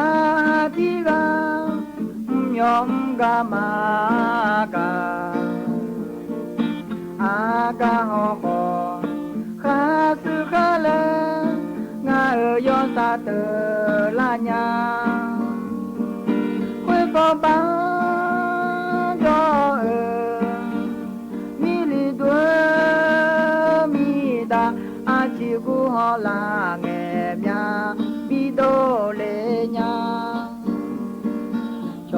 มาบอกงาเลยอมือเลนะงานาเข้ามาสิญาที่กาตาให้ที่กามือจอเอคนนี้งามาโอสาเอลาญาบาเอเบียหอบาสุเจงอาจอเจเจหอมาโอมีเจงาโหขอลาเนโยหาโยเลเนมอญาเจงาความีดาสุดท้ายแล้วจงเอเบียหอเจโอซาโตญาชอมาบอกงาเลยอมือเลนางานาเข้ามาสิญาที่กาตาให้ที่กามือจอเอคนนี้งามาโอสาเอลาญาฮอดงเลฮอชูลูมงเงจะเลโซโซบอลอเมชูลูลวยงาฮอชอมาบอกาเตอุกาลาซาลูโปโมเนลาเซชอมาบอกงาเลยอมือเลนางานาเข้ามาสิญาที่กาตาให้ที่กามือจอเอคนนี้งามาโอสาเอลาญาเธอนะดอชาใจที่บิมเย็นยังพอเนี่ยบินาหดาลอเย็นเยวอายุหานาลูเวจานะหาเบียวดูเดเย็นเยวเดก็จะนอปาลอนเนี่ยนะหาลาเย็นนี่ยอหานาลูดูธรรมะเดเย็นเยวเดที่ขอรู้จะละมาเย็นยันนาดีเชลังก็นี่เดเย็นเยวกันเนี่ยนะก็แหลมถ้าจะกะเอกะดาลอนเนี่ยมาก็จะกะดาลอนเนี่ยนะเราเนี้ยการเลือกตั้งก็เย็นเนี่ยเลือกตั้งสสเพิ่มเดเยสมาชิกสภาผู้แทนราษฎรร้อยเยเดือไทยมีของเราค่อยนะอันเยบาลานิสีอาคนยิพังอายาโกช่วยเงี้ยเนาะชาลาเมเยจะมีในยเนาะนาลูเอเนลัวล้อเยนี่ยนาลูยฮัชมยเดนาขอเนี่ยก่อนยาลาเดนาขอเนี่ยก่อนอีหลอเดเยเดไทยมีของเดนี่อันเยเงี้ยเนาะยาเมเยเนี่ยที่นาเจลังเงี้ยล้อสัญชาติมาจากเฮปโฮยาเดขอยาก็อีเจ้าชี้ยาขอเบียนลาเดเฮปโฮเบียนลาเดขอนิจอก็อีหลอเดนาทีนะร้อยเนียวเธอเนี่ยอบชมอภิชมโลคืออะไรที่เจนาชาเดโลแล้วลูลายศาเดโลแล้วเฮก็เฮเดกาเลนาเราอยู่หายุ่งโดนเนี่ยก็อีงาเยเนียวเดไอ้ขอเนี่ยที่ปอนะอยู่หามาโดขอสามินเนี่ยร้อยเนียวเธอก็อีเงี้ยขอเนี่ยแล้วรอก็ยศาเนี่ยเลยมาเจอเนี่ยเลยแล้วนะขอเนี่ยเราเลยนี่เธอก็ดูนะชอหน่วยเลือกตั้งแล้วคงเนี่ยเหรอนะขอเนี่ยชอกรรมการจอมเนี่ยเหรอกรรมการเนี่ยขอเนี่ยหางานที่ปกเนี่ยเราเสียงมามอนเนี่ยเลยมาเจนี่อารามเจนี่เนี่ยเลยแล้วเนี่ยมาการเล่นเนี่ยเลยแล้วกรรมการเนี่ยขอเนี่ยหางานหุ่มก่อนเนี่ยมาเดย์เลยกรรมการเนี่ยกรรมการเนี่ยหุ่มเลยบิก่อนเนี่ยไม่เจเดย์เนี่ยเดย์แล้วเธอเนี่ยกรรมการไปแต่มาเงือเราเนี่ยเดี๋ยวจะมาเจงแล้วอภิเธอเยเนี่ยเราบอกเยเนี่ยมาก่อนเนี่ยเลยแล้วนะคนนี้อยู่หายาเนี่ยโลเหมือนเขาก็ชอบบ้ากันเนี่ยโลแล้วก่อนเนี่ยบิก่อนเนี่ยไม่เจเดย์เนี่ยเดย์ขอเนี่ยก่อนเนี่ยเรานู่นนะเบอร์อภิบ่นู่นเกิดงานเนี่ยส่วนบินเนี่ยหมดเนี่ยแล้วเราเนี่ยก็อภิบ่ยมือพันอาหารเนี่ยเฮืองอภิบ่เนี่ยเกิดงานเลยก่อนเนี่ยเจเดย์เนี่ยเดย์เพื่อมีเนี่ยเราเนี่ยเธอบ่ชมอภิชมเราคืออะไรที่เนี่ยชาวเดอเราเนี่ยเฮเดอนะขอเนี่ยเลือกตั้งเธอเดินเนี่ยไม่เจเนี่ยนาทีนั้นมีนึงมาโมเดอนะเราเนี่ยชอบผู้พิการทางสายตาแล้วคงว่าเถอะเนี่ยมีนึงมามือเดอนะเราเลยเธอก็หน่วยเลือกตั้งเราค่อยนะขอเนี่ยมีนึงมามือก็บีก่อนเนี่ยก็ดูเดลจังถ่ายขอเนี่ยพยางาเสียเนี่ยเราเธอมีเนี่ยเราเนี่ยเธอก็อีกไงนะขอเนี่ยกรรมการอยู่ก็นี่มีนึงมามือเดอชอบบ้านเนี่ยแม่เนี่ยบีก่อนเนี่ยก็ดูเดแล้วเราเนี่ยเธอมีเนี่ยเราเลยนี่แหละดูมาเราอยู่หานาลูเอยากก็อีแม่เนี่ยเราเธอเนี่ยชอบมาเดออภิบดีอินยังดูมาอยู่หานาลูเราสัญชาติไทยยาวประชาชนยาวขอจี้คนเนี่ยต่อปะ อายามชาลาเดนะชมยตะกะยะก็อิงาเดละโดลาเดโยฮานาลุมังเงเนี่ยก็อีละเดเยเนี่ยเดตะกะก็เถนะขอเนี่ยลอเลยนี่สอสอชอเชโดงาเยเนี่ยสอสอนะขอเนี่ยงายากาเบียนี่ชอเชโดอะเยเนี่ยงายากาเฮนะขอเนี่ยเดือไม่รอตะกะรัฐสภารอเยเนี่ยรัฐบาลพอปะกัมเลือมารอเยเนี่ยนะรัฐบาลปามหยงมุกะขอเลือมารอชอฝ่ายรัฐบาลเท่าในฝ่ายค้านและโดลางาเธอสถาอิงเงนะรอชอเชอจีนาเดอดูมันเนี่ยชอเชเนี่ยยามยาวพอปะก็ดูนะขอเนี่ยตะกะรัฐบาลเกเลรอเยเนี่ยเดือก็ดูกัมเลนะยอจีอปาก็ดูนะขอในฝ่ายค้านนะโคตรเกลืองะรอรัฐบาลปานกัมดาเธอยอมึงงาโลยชยดอละคนงาโลยงาแล้วขอเลืองาในเยนี้เธอมีเนี่ยรอเยเนี่ยก็ปัวก็ดูเราอยู่จนเรารู้เนี่ยเรารู้นี่ตาก็ดูอันต่อไปผมนะขอนี่เธอสอเราเขตชอเชื่อเราอัดเดือเขตเราค่อยอัดเดือจะดูตัวยาเราค่อยอัดสู้สอบิเกมอนนี่แหละชอเชื่อที่เราเฮนะเยอะเนี่ยน่าจะที่มันก็ดูนะขอนี่เยอะเลยเราเนี่ยสีชมพูเฮนะขอเนี่ยอาเกมาอาเกมูอาเกพักการเมืองสอเดี๋ยวนี้รัฐบาลบิเกเลยหมดนี่แหละชอเชื่อเนี่ยเนี่ยเดน่าจะที่ตาและพยางค์เสียปนกฎหมายรัฐธรรมนูญแล้วก็เดือดไทยมีของย้อนเฮอยู่เดือคือเดือพาหมอเมียโลมาพาหมอเมียโลและชอเชี่ยร้อยเนี่ยเฮก็นายซื้อและงาเดยเนี่ยเดแต่มีเนี่ยร้อยเนี่ยเฮอันอายามก็แล้วนะขอเนี่ยชอเชี่ยเลยเนี่ยไม่เดแล้วจะกะได้นั้นในบิสิบิกาเลยเดยเนี่ยเดขณะตัวโตลุเฮก็เนี่ยนะถอนจุนเนี่ยล้อจะกะได้นั้นในบิสิบิกาเนี่ยเฮกันเลยนะรอเนี่ยอายามเขาจะเล่าเฮอายชากาและบินาหาดาแกมาเดยเนี่ยเดนิมเจียกับพในบินาหาดาเฮนะอายุบุษอรอบ้านแสนเจริญใหม่และขั้วปานเนี่ยรอเนี่ยกัมพอบินาหาดาเนี่ยอายามเจียนะว่าอิมาเราอยู่กันเราเลยอุจิยุมเดอาคารนึกสอที่ขอรวยรอปะถอนจุลามานาลีเจลาในหัวหลังเกินนี่รอว่าอิมาเดอุดุธรรมา我是下面了我，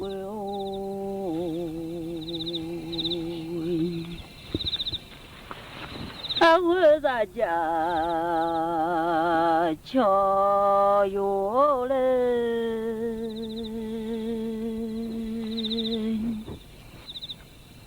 你这啊是来了。我老头忙个的，俺家俺来了，俺都可忙个嘞，个米送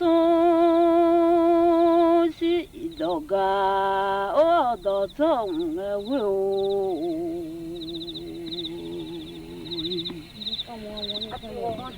从nhà到个我到了好爱嘞，对面送谁到个我到走马路面，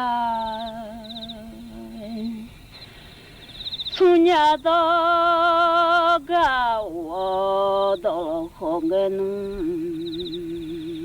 送nhà到个我到在马路面，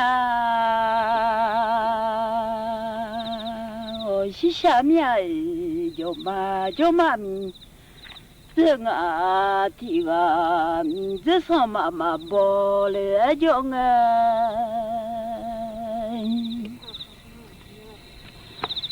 草马了，切马弄啊，不然来回哦。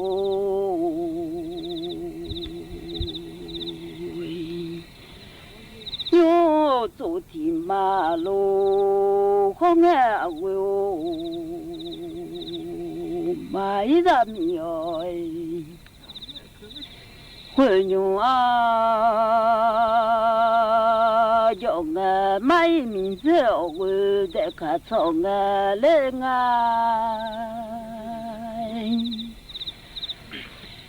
咱们要走嘛好，你弄嘛个的。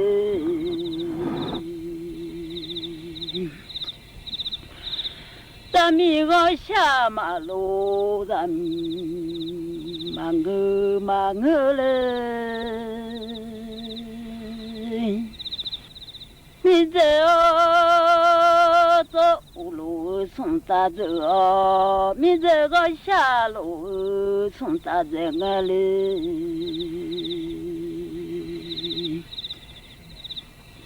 咱们从。草东啊，小农啊，我在哈草。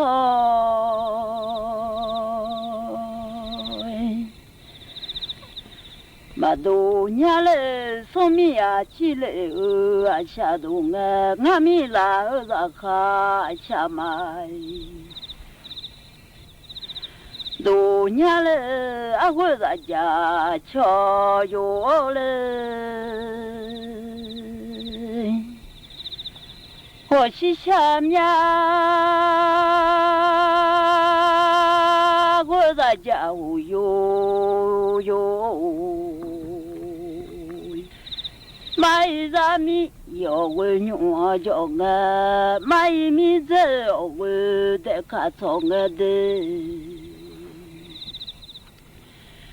我把米买来了叫去。靠忙个了个，你的啊咋么叫当？有了个哦，俺老咋么来了空当？起要忙个面嘞，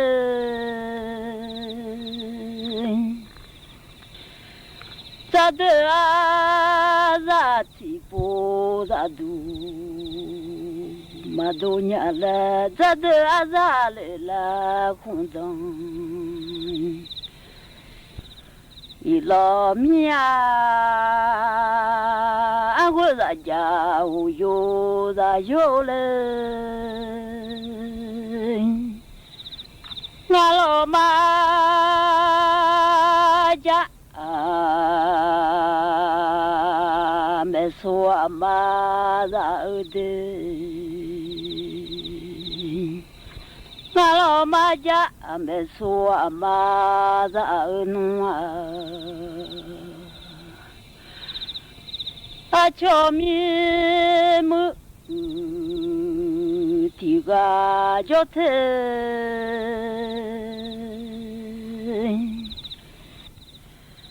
那个米的这个脚把马嘎哩呀是下面，看么的看。要的他那个，看的他看的把马个，人家是下面不走错家用的那那个小母用的家，咋弄啊？咋弄？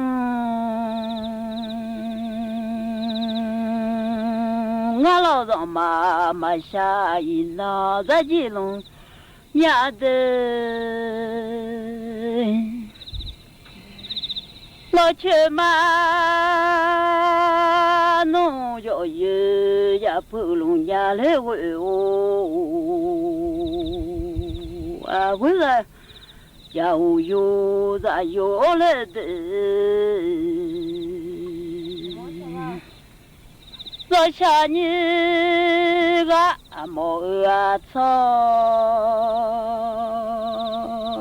mi mò hư lộ à dụi mò lo na nói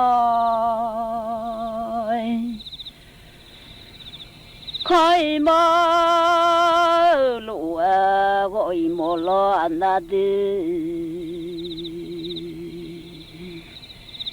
phụ ta ra nhỉ rồi xa ba la đồng ga phụ ta mình chịu rồi ra rồi 我在宁在河道巴拉马个阿都在你啥个巴拉东啊，阿毛在上汤个也呀嘛下，阿毛在肚到的个在下来的，上汤的票也无嘛无。uma da shadow de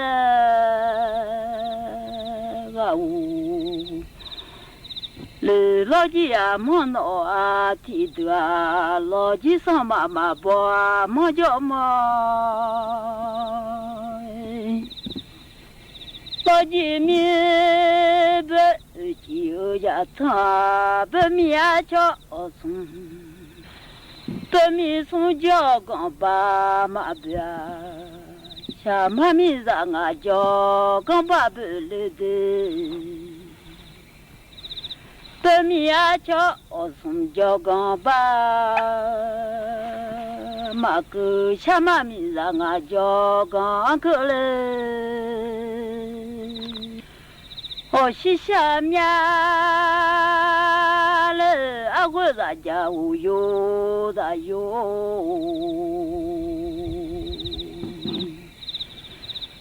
mi mo lo a yo i mo lo na la khaba mu ti pu ma da chu mu ye ti du ma ta mala magua logia mono ati tua mi molo ayo i molo nale ogo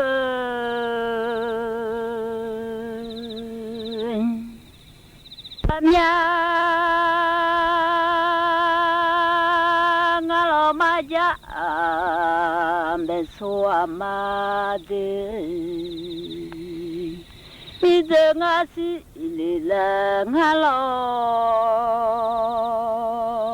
thu ma ngư nganya za lila ngado kho ma ngele masia non khasi le do kho le awe o mata mi za khata le kha cheo de le no jo ma mi zenga a ti wa za ma si a no kha si le do kho nge mata mi za khata le kha cheo nge nga ma si nyala lu ta chu we สถานีวิทยุกระจายเสียงแห่งประเทศไทยและเครือข่ายทั่วประเทศเสนอข่าวต้นชั่วโมงรู้เร็วรู้จริงเกาะติดทุกสถานการณ์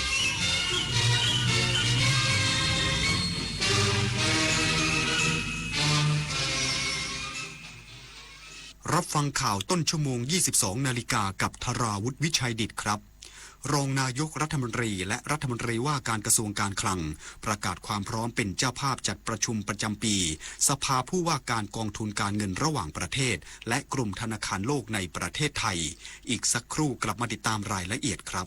8 กุมภาพันธ์นี้ทุกเสียงคือพลังอย่าลืมไปใช้สิทธิ์เลือกตั้งสมาชิกสภาผู้แทนราษฎรและออกเสียงประชามติตั้งแต่เวลา 8 นาฬิกาถึง 17 นาฬิกาณหน่วยเลือกตั้งที่มีชื่อตรวจสอบรายชื่อผู้มีสิทธิ์ได้ที่ www.ect.go.th แอปพลิเคชัน Smart Vote หรือสายด่วน 1444 สร้างสรรค์ประเทศไทยพร้อมใจไปเลือกตั้งเนี่ยเพิ่งสแกน QR Code ร้านค้าอ้างว่าจะคืนเงินให้แต่เงินดันหายจากบัญชีเฉยเลยนั่นไงมุกใหม่มิจฉาชีพหลอกโอนเงินข้ามประเทศอะไรนะแล้วจะตามเอาเงินคืนได้จากไหนเนี่ยคงยากที่จะได้คืนแล้วล่ะคราวหน้าคราวหลังตรวจสอบบัญชีปลายทางให้ดีถ้าไม่ใช่สกุลเงินบาทไทยเป็นมิจฉาชีพแน่นอนเข้าใจแล้วต่อไปจะไม่สแกนสุ่ม4สุ่ม5อีกแล้ว เลือกตั้งทั้งทีต้องไม่ให้พลาด3 สี3 บัตรเข้าใจให้ครบก่อนเข้าคูหาสีเขียวเอาไว้เลือกตั้งสสแบบแบ่งเขตสีชมพูเอาไว้เลือกพรรคเลือกนโยบายที่คุณชอบและสีเหลืองเอาไว้ออกเสียงประชามติ1 เสียงของคุณมีความหมายต่อประเทศจำสีให้ได้ใช้สิทธิ์ให้ครบ8 กุมภาพันธ์นี้ออกไปใช้สิทธิ์พร้อมกันอนาคตไทยเริ่มจากการเลือกของคุณพ่อ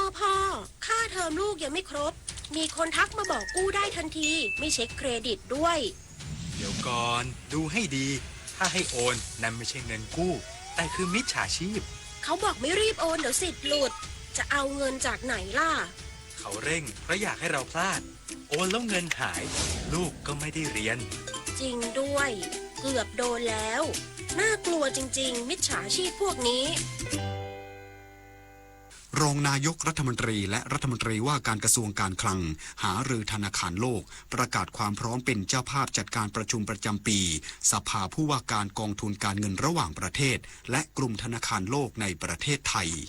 นายเอกนิติธันประภาสรองนายกรัฐมนตรีและรัฐมนตรีว่าการกระทรวงการคลังได้ร่วมหารือกับนายอาเจบังกาประธานธนาคารโลกในการประชุมสภาเศรษฐกิจโลก World Economic Forum Annual Meeting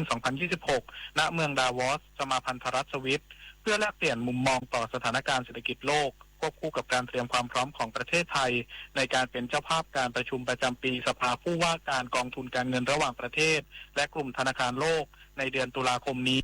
ทั้งสองฝ่ายยังได้หารือแนวทางต่อยอดความร่วมมือในโครงการสำคัญเช่นโครงการพัฒนาเมืองคาร์บอนต่ำและโครงการสระบุรีแซนด์บ็อกซ์ซึ่งมุ่งยกระดับจังหวัดสระบุรีสู่ต้นแบบเมืองคาร์บอนต่ำควบคู่กับการสร้างการจ้างงานและการเติบโตทางเศรษฐกิจอย่างยั่งยืนในระดับพื้นที่นอกจากนี้ยังได้เข้าหารือกับกรรมการจัดการกองทุนการเงินระหว่างประเทศเกี่ยวกับความคืบหน้าและแนวทางการเตรียมการจัดการประชุมประจำปีสภาผู้ว่าการกองทุนการเงินระหว่างประเทศและกลุ่มธนาคารโลกในประเทศไทยโดยกรรมการจัดการกองทุนเงินระหว่างประเทศได้กล่าวชื่นชมประเทศไทยในการนำเครื่องมือดิจิทัลมาใช้ส่งเสริมการเข้าถึงการบริการทางการเงินการบริการภาครัฐการยกระดับทักษะแรงงานด้วยกระบวนการ Up Skill และ Re Skill ผ่านโครงการคนละครึ่ง Plus และการพัฒนาที่ตอบโจทย์การเติบโตอย่างทั่วถึงปฏิพล สัทธพรหมารายงาน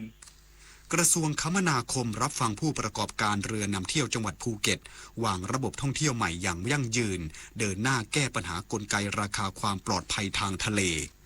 นายพิพัฒน์รัชกิจประการรองนายกรัฐมนตรีและรัฐมนตรีว่าการกระทรวงคมนาคม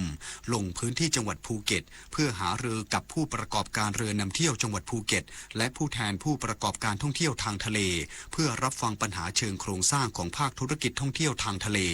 โดยเฉพาะประเด็นกลไกราคาที่ส่งผลกระทบโดยตรงต่อผู้ประกอบการรายย่อยและกลุ่มบริษัทท้องถิ่นจำนวนมากจนไม่สามารถดำเนินธุรกิจได้อย่างยั่งยืนในบริบทการแข่งขันของจังหวัดภูเก็ตโดยนายพิพัฒน์เห็นพ้องกับข้อเสนอของผู้ประกอบการถึงความจำเป็นต้องสร้างระบบราคาขั้นต่ำเพื่อให้ทุกฝ่ายอยู่ได้ตั้งแต่บริษัทนำเที่ยวไปจนถึงผู้ประกอบการท้องถิ่นต้องสามารถดำรงธุรกิจได้อย่างเป็นธรรมนอกจากนี้ยังได้หารือถึงประเด็นความปลอดภัยทางทะเลทั้งกรณีอุบัติเหตุเรือชนความปลอดภัยของเรือสปีดโบ๊ทมาตรฐานคนขับเรือและการตรวจสภาพเรือโดยนายพิพัฒน์ระบุว่าจะบูรณาการการทำงานร่วมกับกรมเจ้าท่าในการตรวจสอบทั้งบุคลากรเรือและความพร้อมก่อนออกปฏิบัติงานไม่ใช่เพียงตรวจเอกสารหรือใบอนุญาตเท่านั้นคณะกรรมการป้องกันและปราบปรามการทุจริตแห่งชาติบูรณาการหน่วยงานฟ้องคดีทุจริตจัดเวทีเสวนาแลกเปลี่ยนกรณีศึกษาสำนักงานอัยการสูงสุดสหพันธรัฐรัสเซียเสริมประสิทธิภาพปราบปรามการทุจริตของไทยนายสุรพงษ์อินทรถาวรเลขาธิการคณะกรรมการป้องกันและปราบปรามการทุจริตแห่งชาติหรือปปชเปิดเผยว่าสำนักงานปปชโดยสำนักกิจการและคดีทุจริตระหว่างประเทศเตรียมจัดงานเสวนาเรื่องการบูรณาการระหว่างหน่วยงานในการฟ้องคดีทุจริตและกรณีศึกษาจากสำนักงานอัยการสูงสุดแห่งสหพันธรัฐรัสเซียในวันพฤหัสบดีที่12กุมภาพันธ์2569โดยมีการเสวนาหัวข้อสำคัญคือการบูรณาการระหว่างหน่วยงานในการฟ้องคดีทุจริตกระบวนการ ปัจจัยและความท้าทายในการดำเนินงานจากวิทยากรผู้ทรงคุณวุฒิร่วมแลกเปลี่ยนความรู้และประสบการณ์เกี่ยวกับกระบวนการดำเนินคดีปัญหาอุปสรรคตลอดจนแนวทางการจัดทำสำนวนและคำฟ้องเพื่อเพิ่มประสิทธิภาพในการฟ้องคดีทุจริตให้ประสบผลสำเร็จรวมถึงกรณีศึกษาจากสำนักงานอัยการสูงสุดแห่งสหพันธรัฐรัสเซียจะบรรยายถึงอำนาจหน้าที่กลไกการกำกับดูแลคดีทุจริตและการประยุกต์ใช้เทคโนโลยีสมัยใหม่ในการปราบปรามการทุจริตทั้งนี้เพื่อเสริมสร้างองค์ความรู้แลกเปลี่ยนมุมมองและนำแนวปฏิบัติที่ดีมาประยุกต์ใช้ในการพัฒนากระบวนการฟ้องคดีทุจริตของประเทศไทยให้มีประสิทธิภาพโปร่งใสและน่าเชื่อถือชวิสาประทุมมารายงานจบข่าวธราวุฒิวิชัยดิษฐ์อ่านรับฟังข่าวครั้งต่อไปเวลา 23 นาฬิกาครับติดตามข่าวที่นำเสนอไปแล้วได้ที่ www.thainews.prd.go.th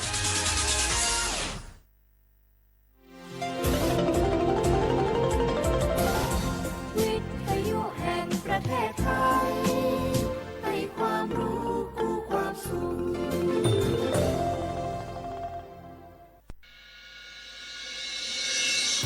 สถานีวิทยุกระจายเสียงแห่งประเทศไทยจังหวัดเชียงใหม่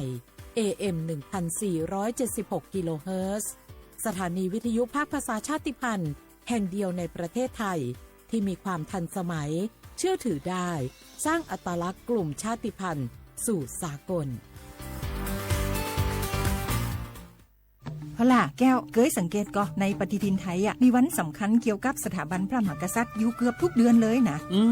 แต่ก็นี่แต่กะก็อย่างเช่นเดือนมกราคมวันที่17วันป่อขุนรามคำแหงวันที่18วันสมเด็จพระนเรศวรมหาราชส่วนเดือนมีนาคมวันที่31วันพระบาทสมเด็จพระนางเกล้าเจ้าอยู่หัว2เมษายนวันคล้ายวันพระราชสมภพกรมสมเด็จพระเทพราช6เมษายนวันจักรี4พฤษภาคมวันชัดมงคล3มิถุนายนวันเฉลิมพระชนมพรรษาสมเด็จพระนางเจ้าพระบรมราชินีใจวันที่28กรกฎาคมวันเฉลิมพระชนมพรรษาพระบาทสมเด็จพระเจ้าอยู่หัววันที่12สิงหาคมกับวันแม่แห่งชาติ24กันยายนวันมหิดลนี่เดือนตุลาคมก็มีวันสำคัญก็คือ13ตุลาวันคล้ายวันสวรรคตของในหลวงรัชกาลที่9วันที่21ตุลาวันคล้ายวันพระราชสมภพสมเด็จย่าและก็23ตุลาก็เป็นวันปิยมหาราชวันที่14พฤศจิกายนวันพระบิดาแห่งฝนหลวง25พฤศจิกายนวันวชิราวุธและก็วันสำคัญในเดือนธันวาคมคือวันที่5วันป่อแห่งชาติครับสังคมไทยเฮาอ่ะให้ความสำคัญกับวันเหล่านี้คนไทยฮักและก็เทิดทูนสถาบันพระมหากษัตริย์เพราะสถาบันพระมหากษัตริย์อยู่คู่กับคนไทยมาอย่างยาวนานปรารถนาดีจากสำนักงานประชาสัมพันธ์ที่3กรมประชาสัมพันธ์ค่ะ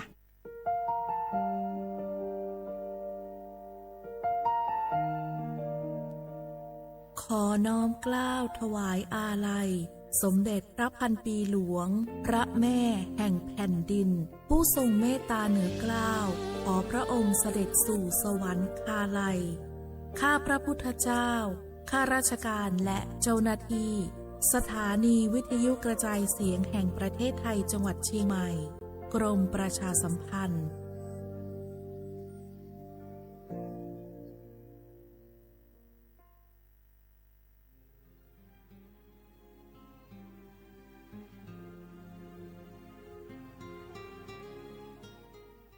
This is a moment of profound grief for the Kingdom of Thailand. The collective voices of Radio Thailand Chiang Mai join the Thai nation in mourning the passing of our beloved Queen Martha, Her Majesty Queen Sirikit. Her life was a testament to the unwavering service, grace, and deep love for the Thai people. Our humble condolences and thoughts are with His Majesty the King, the royal family, and all the Thai people during this deeply sorrowful time. We will remember her forever.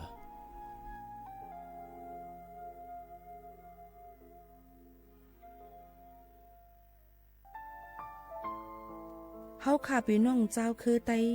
มีตั้งหม่องเจออันเจ้านางหอคำสมเด็จพระนางเจ้าสิริกิติ์พระบรมราชินีนาถพระบรมราชชนนีพันปีหลวงเลยเข้าสวนหมักฮักคำนนเพกว่า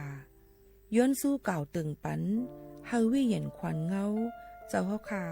ฮอดถึงดีสุคติกัดเย็นเสกำเฮาขาพี่น้องก้นคือไต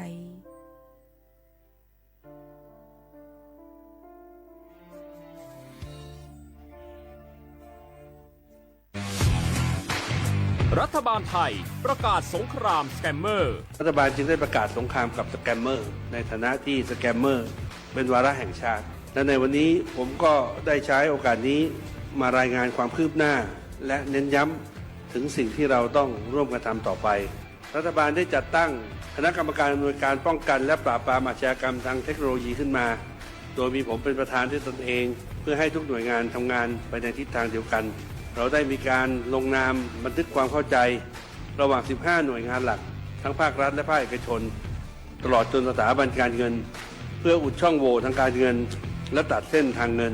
ของกระบวนการอาชญากรรมเหล่านี้ให้สิ้นซากรวมพลังคนไทยต้านภัยสแกมเมอร์นายอนุทินชาญวีรกูลนายกรัฐมนตรี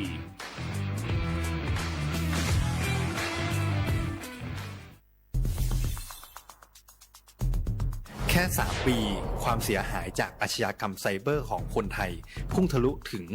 94,000 ล้านบาทหรือเฉลี่ยปีละ 30,000 ล้านบาททุก1ชั่วโมงเราเสียเงินกว่า 3.4 ล้านบาทให้กับมิจฉาชีพออนไลน์โจรไม่เห็นใจคนอาชีพไหนอายุเท่าไหร่สถานะทางการเงินแบบใดหมอพ่อค้านักธุรกิจนักเรียนแม่บ้านข้าราชการเกษียณทุกคนตกเป็นเหยื่อได้เสมอและวันหนึ่งอาจเป็นคุณหรือคนที่คุณรักเพราะจุดอ่อนร่วมของเหยื่อคือความเร่งรีบขาดสติหรือแม้แต่บางครั้งก็เกิดความโลภจนเกินไปอย่าปล่อยให้การกดคลิกเดียวลิงก์เดียวทำให้โจรยิ้มกว้างวันนี้ถึงเวลาแล้วที่คนไทยทุกคนจะต้องร่วมมือกันสร้างภูมิคุ้มกันอาชญากรรมไซเบอร์ช่วยกันหยุดก่อนที่ภัยไซเบอร์จะทำให้คนที่คุณรักและตัวคุณเองกลายเป็นเหยื่อ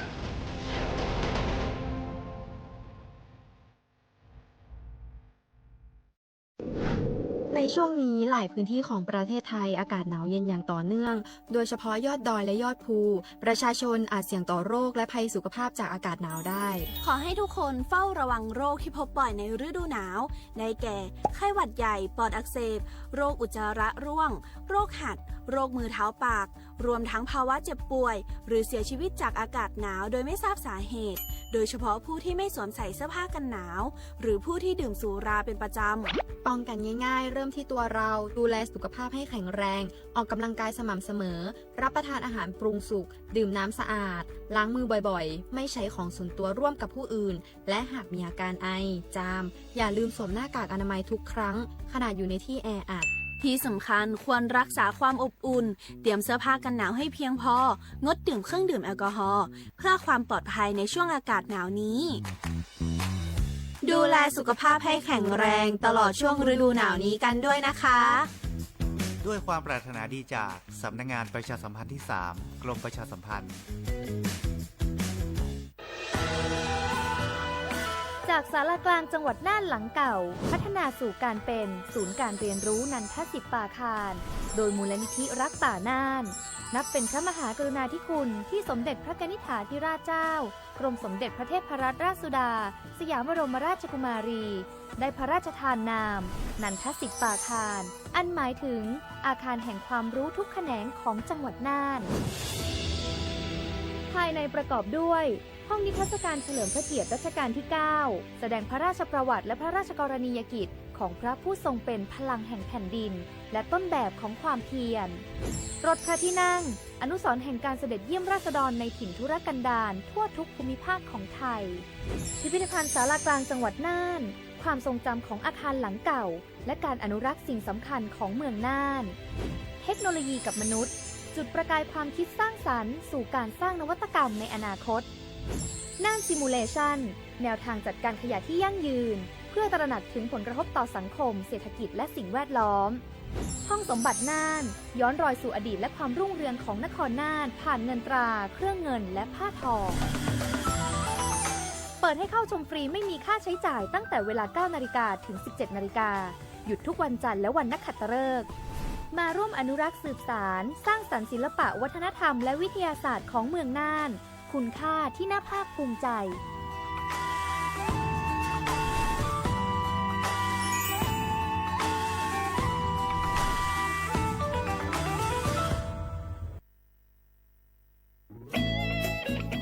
ยงของท่านมีความหมายต่ออนาคตประเทศการเลือกตั้งคือโอกาสสำคัญที่ประชาชนจะได้ร่วมกำหนดทิศทางบ้านเมือง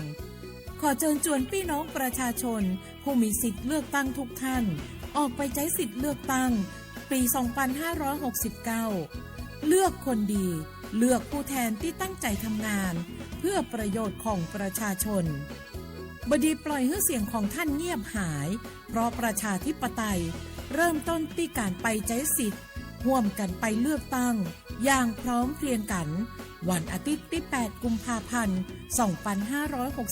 2569 8 โมงเช้าถึง 5 โมงแลงใช้สิทธิ์ใช้เสียงเพื่ออนาคตของประเทศไทย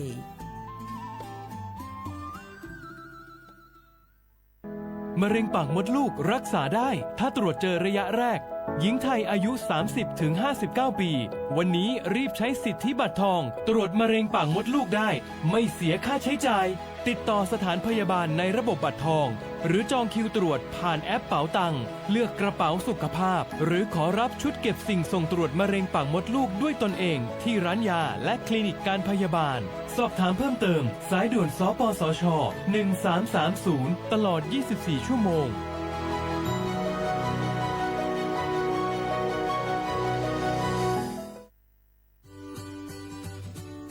พี่น้องเฮาเขาค่ะพอถึงมาในวันอาทิตย์ที่8เดือนธันวาคม25ปากปลาย69พี่น้องเฮาเขาจะเจออันเลยเป็นเจอเคอไทยสัญชาติไทยเย้าอย่าไปลืมก่อยหย่อนเน็ตแคบกลางเจอกว่าเลือกตั้งอองตีมีจือเฮาขานั่นไหนค่ะข้าวย่ำ8 โมงกลางในต่อถึง5 โมงไว้วันค่ะอ้อคักตอนง่ายๆค่ะเดเจอวัดไว้กับตัวอันเดียวกุ้ยก้นอันมีสุนตาเดกว่าหย่อนในแคบกลางเจอเตเลยวัดไว้หย่อนในแคบกลางใจอยู่3ไว้3สีจ้อมกันในค่ะอ้อสีเขียวเตเป็นวัดไว้เลือกตั้งสสแบบแบ่งเขตเลือกตั้งค่ะสีของเตเป็นไว้เลือกตั้งสสแบบบัญชีรายชื่อและสีเหลืองเตเป็นไว้ออกเสียงประชามติแก้ไขรัฐธรรมนูญในค่ะออกกว่าใจสุนในสุนเป็นตาอนาคตตั้งนาอันเฮาคาเลือกไว้ลุยมือโตเจ้าเก่าอย่าลืมกว่าเลือกตั้งกันค่ะนะ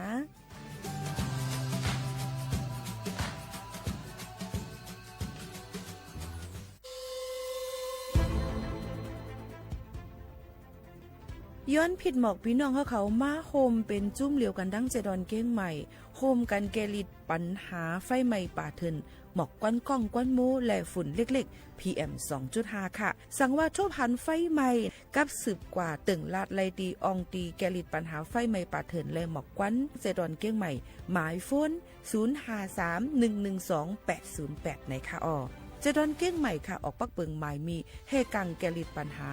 หมอกควันกล้องควันโมและฝุ่นเล็กๆ PM 2.5 เนื้อปืนตีเหลออันอ่ำเลยคว้างเฮาเผาผ่านมาดีแอปพลิเคชันไฟดีห้ามเผากำเร็วในนั้นค่ะอย่าไปเผาล้าอ่ำว่าได้เป็นตีกลางปางอองตีห้ามเผาเกยยุกยักไม่ดอกกูอันในค่ะแต่เอาวันที่1เดือน1อิงเกรด2เหงปลาย26ต่อถึง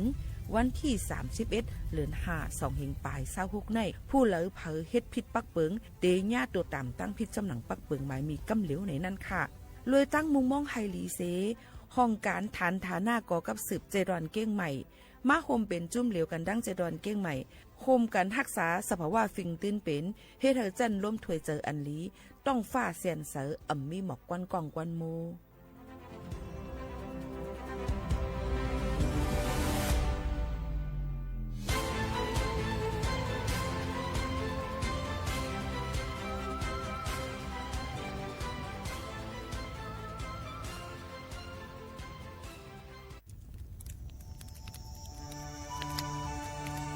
จ่องหู้คาหือ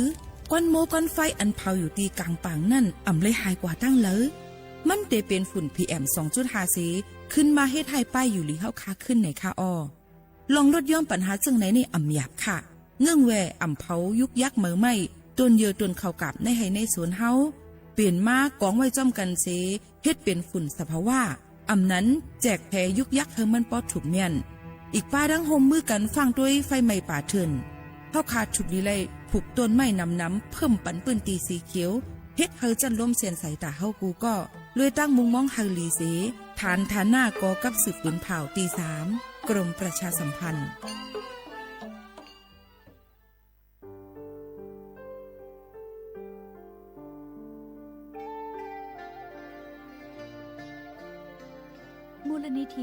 จิตน้อมเกล้าเพื่อเยาวชนในพระบรมราชินูปถัมภ์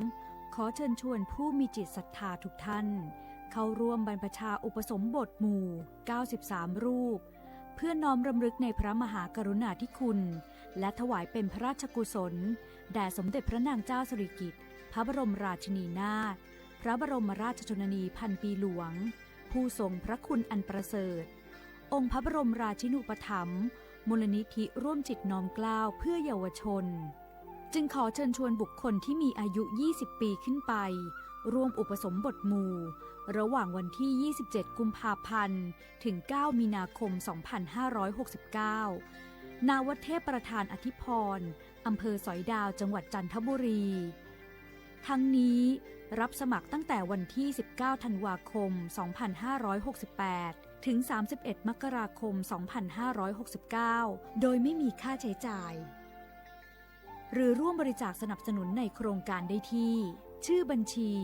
มูลนิธิร่วมจิตน้อมเกล้าเพื่อเยาวชนธนาคารไทยพาณิชย์เลขบัญชี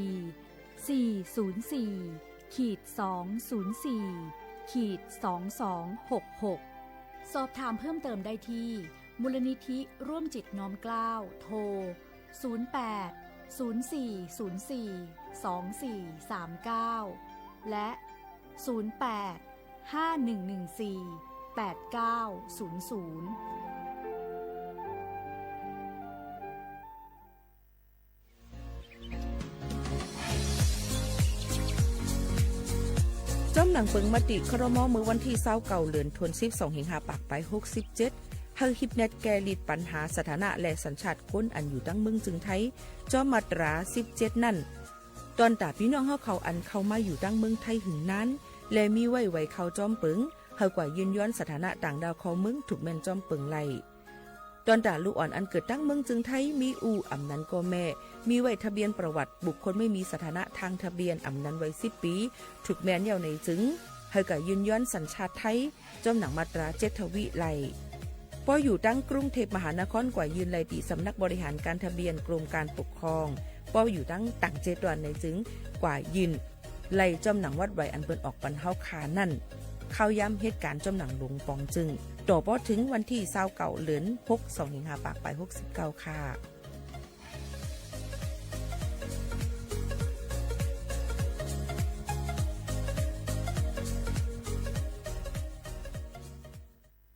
พี่น้องเขาสนใจใครปืนเผาผ่านตั้งห้องปล่อยเสียงสวทเก้งใหม่ปั่นตั้งหู้ห่มปลาดังมีดังซื้อถ่อมแจ้งแล้งหลีกว่าไก่ในปืนตีเจดอนเก้งใหม่กับสืบมาเลยดี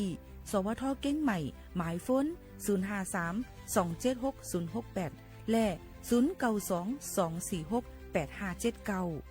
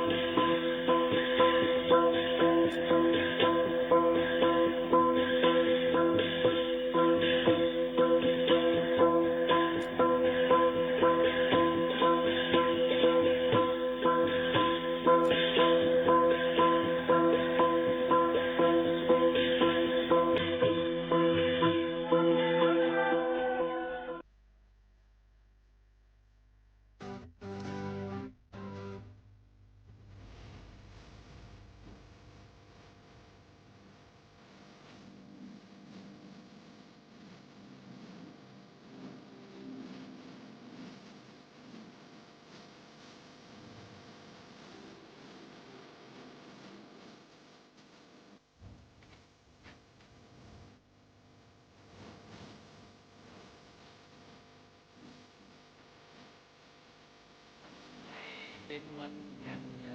ที่น้องไอ้เฮาไอ้มาเฮากันวันเสือเสือกันตักกันเอาอย่างไรเธอไปโอตาที่จอดยาโนนาอันยาวไป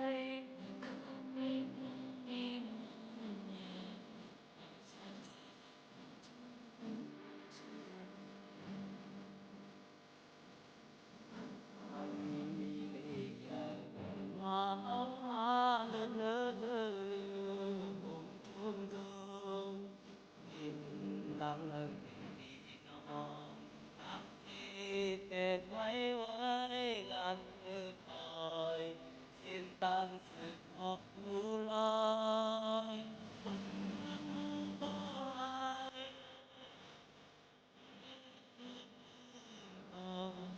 เป็น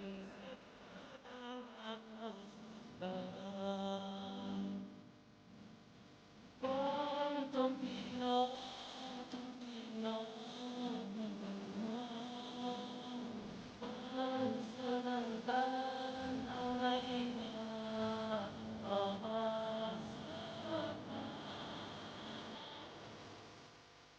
ในเป็นวันหนึ่งที่น้องไม่รู้ไม่มาโน้ตันยังไงไปอยู่ข้างพี่ต่อมาทันเดียว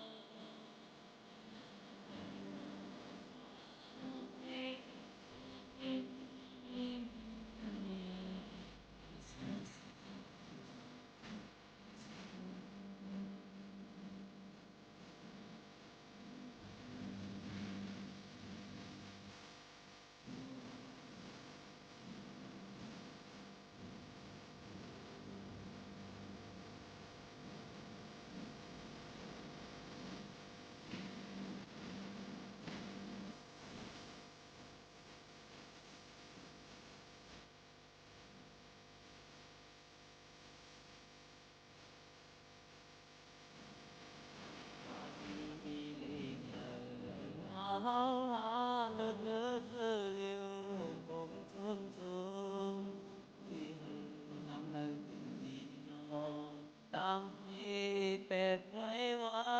ลัดคือคอยสิ้นตั้งสึกออกดูลอย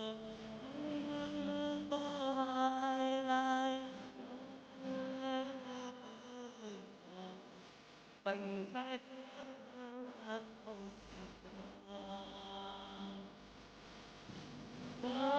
จงพี่น้อ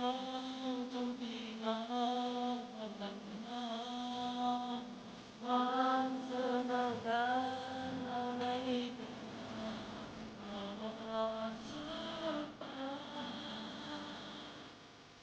วันไหนเป็นวันยืนยันที่น้องได้เอาอะไรมาโน้กันมันซื่อตั้งเอายิ้มในไปอยู่ต่อตาพี่ที่เธออย่าต่อมากันยาวข้าไปเธอใจอีกสู่สิบคำสิบัน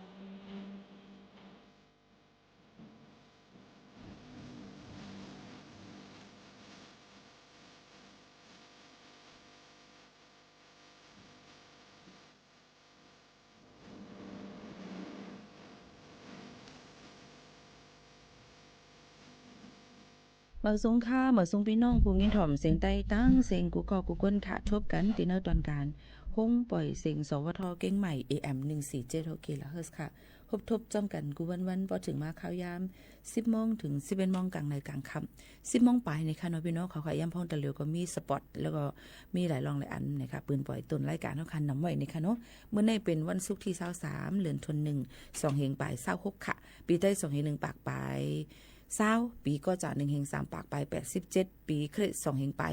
26ปีพุทธ2เฮง5ปากปลาย69จังไหนค่ะเนาะปีมันก่อนนำหน้าปีพุทธปีคริสต์จังไหนค่ะเนาะปีไต้แทงเห็นไหนค่ะนะจังหือก็ลีกันบ่มเป็นปีกล้วยก็ยาวค่ะเนาะพี่น้องเขาค่ะอยู่จ้อมขาวปีโมขาวนุ่นค่ะมื้อนี้ก็เป็นวันเหลือน3มื้อ5ค่ำฮอดถึงมาหับถอมดีเรดิโอออมล้ม AM 147 kHz ค่ะสวทเก่งใหม่สถานีวิทยุกระจายเสียงแห่งประเทศไทยจังหวัดเชียงใหม่ Radio Thailand เก่งใหม่ในนั่นค่ะเมื่อนี้ก็อยู่จ้อมกันดีในเซในนั่นค่ะเป็นวันศุกร์แล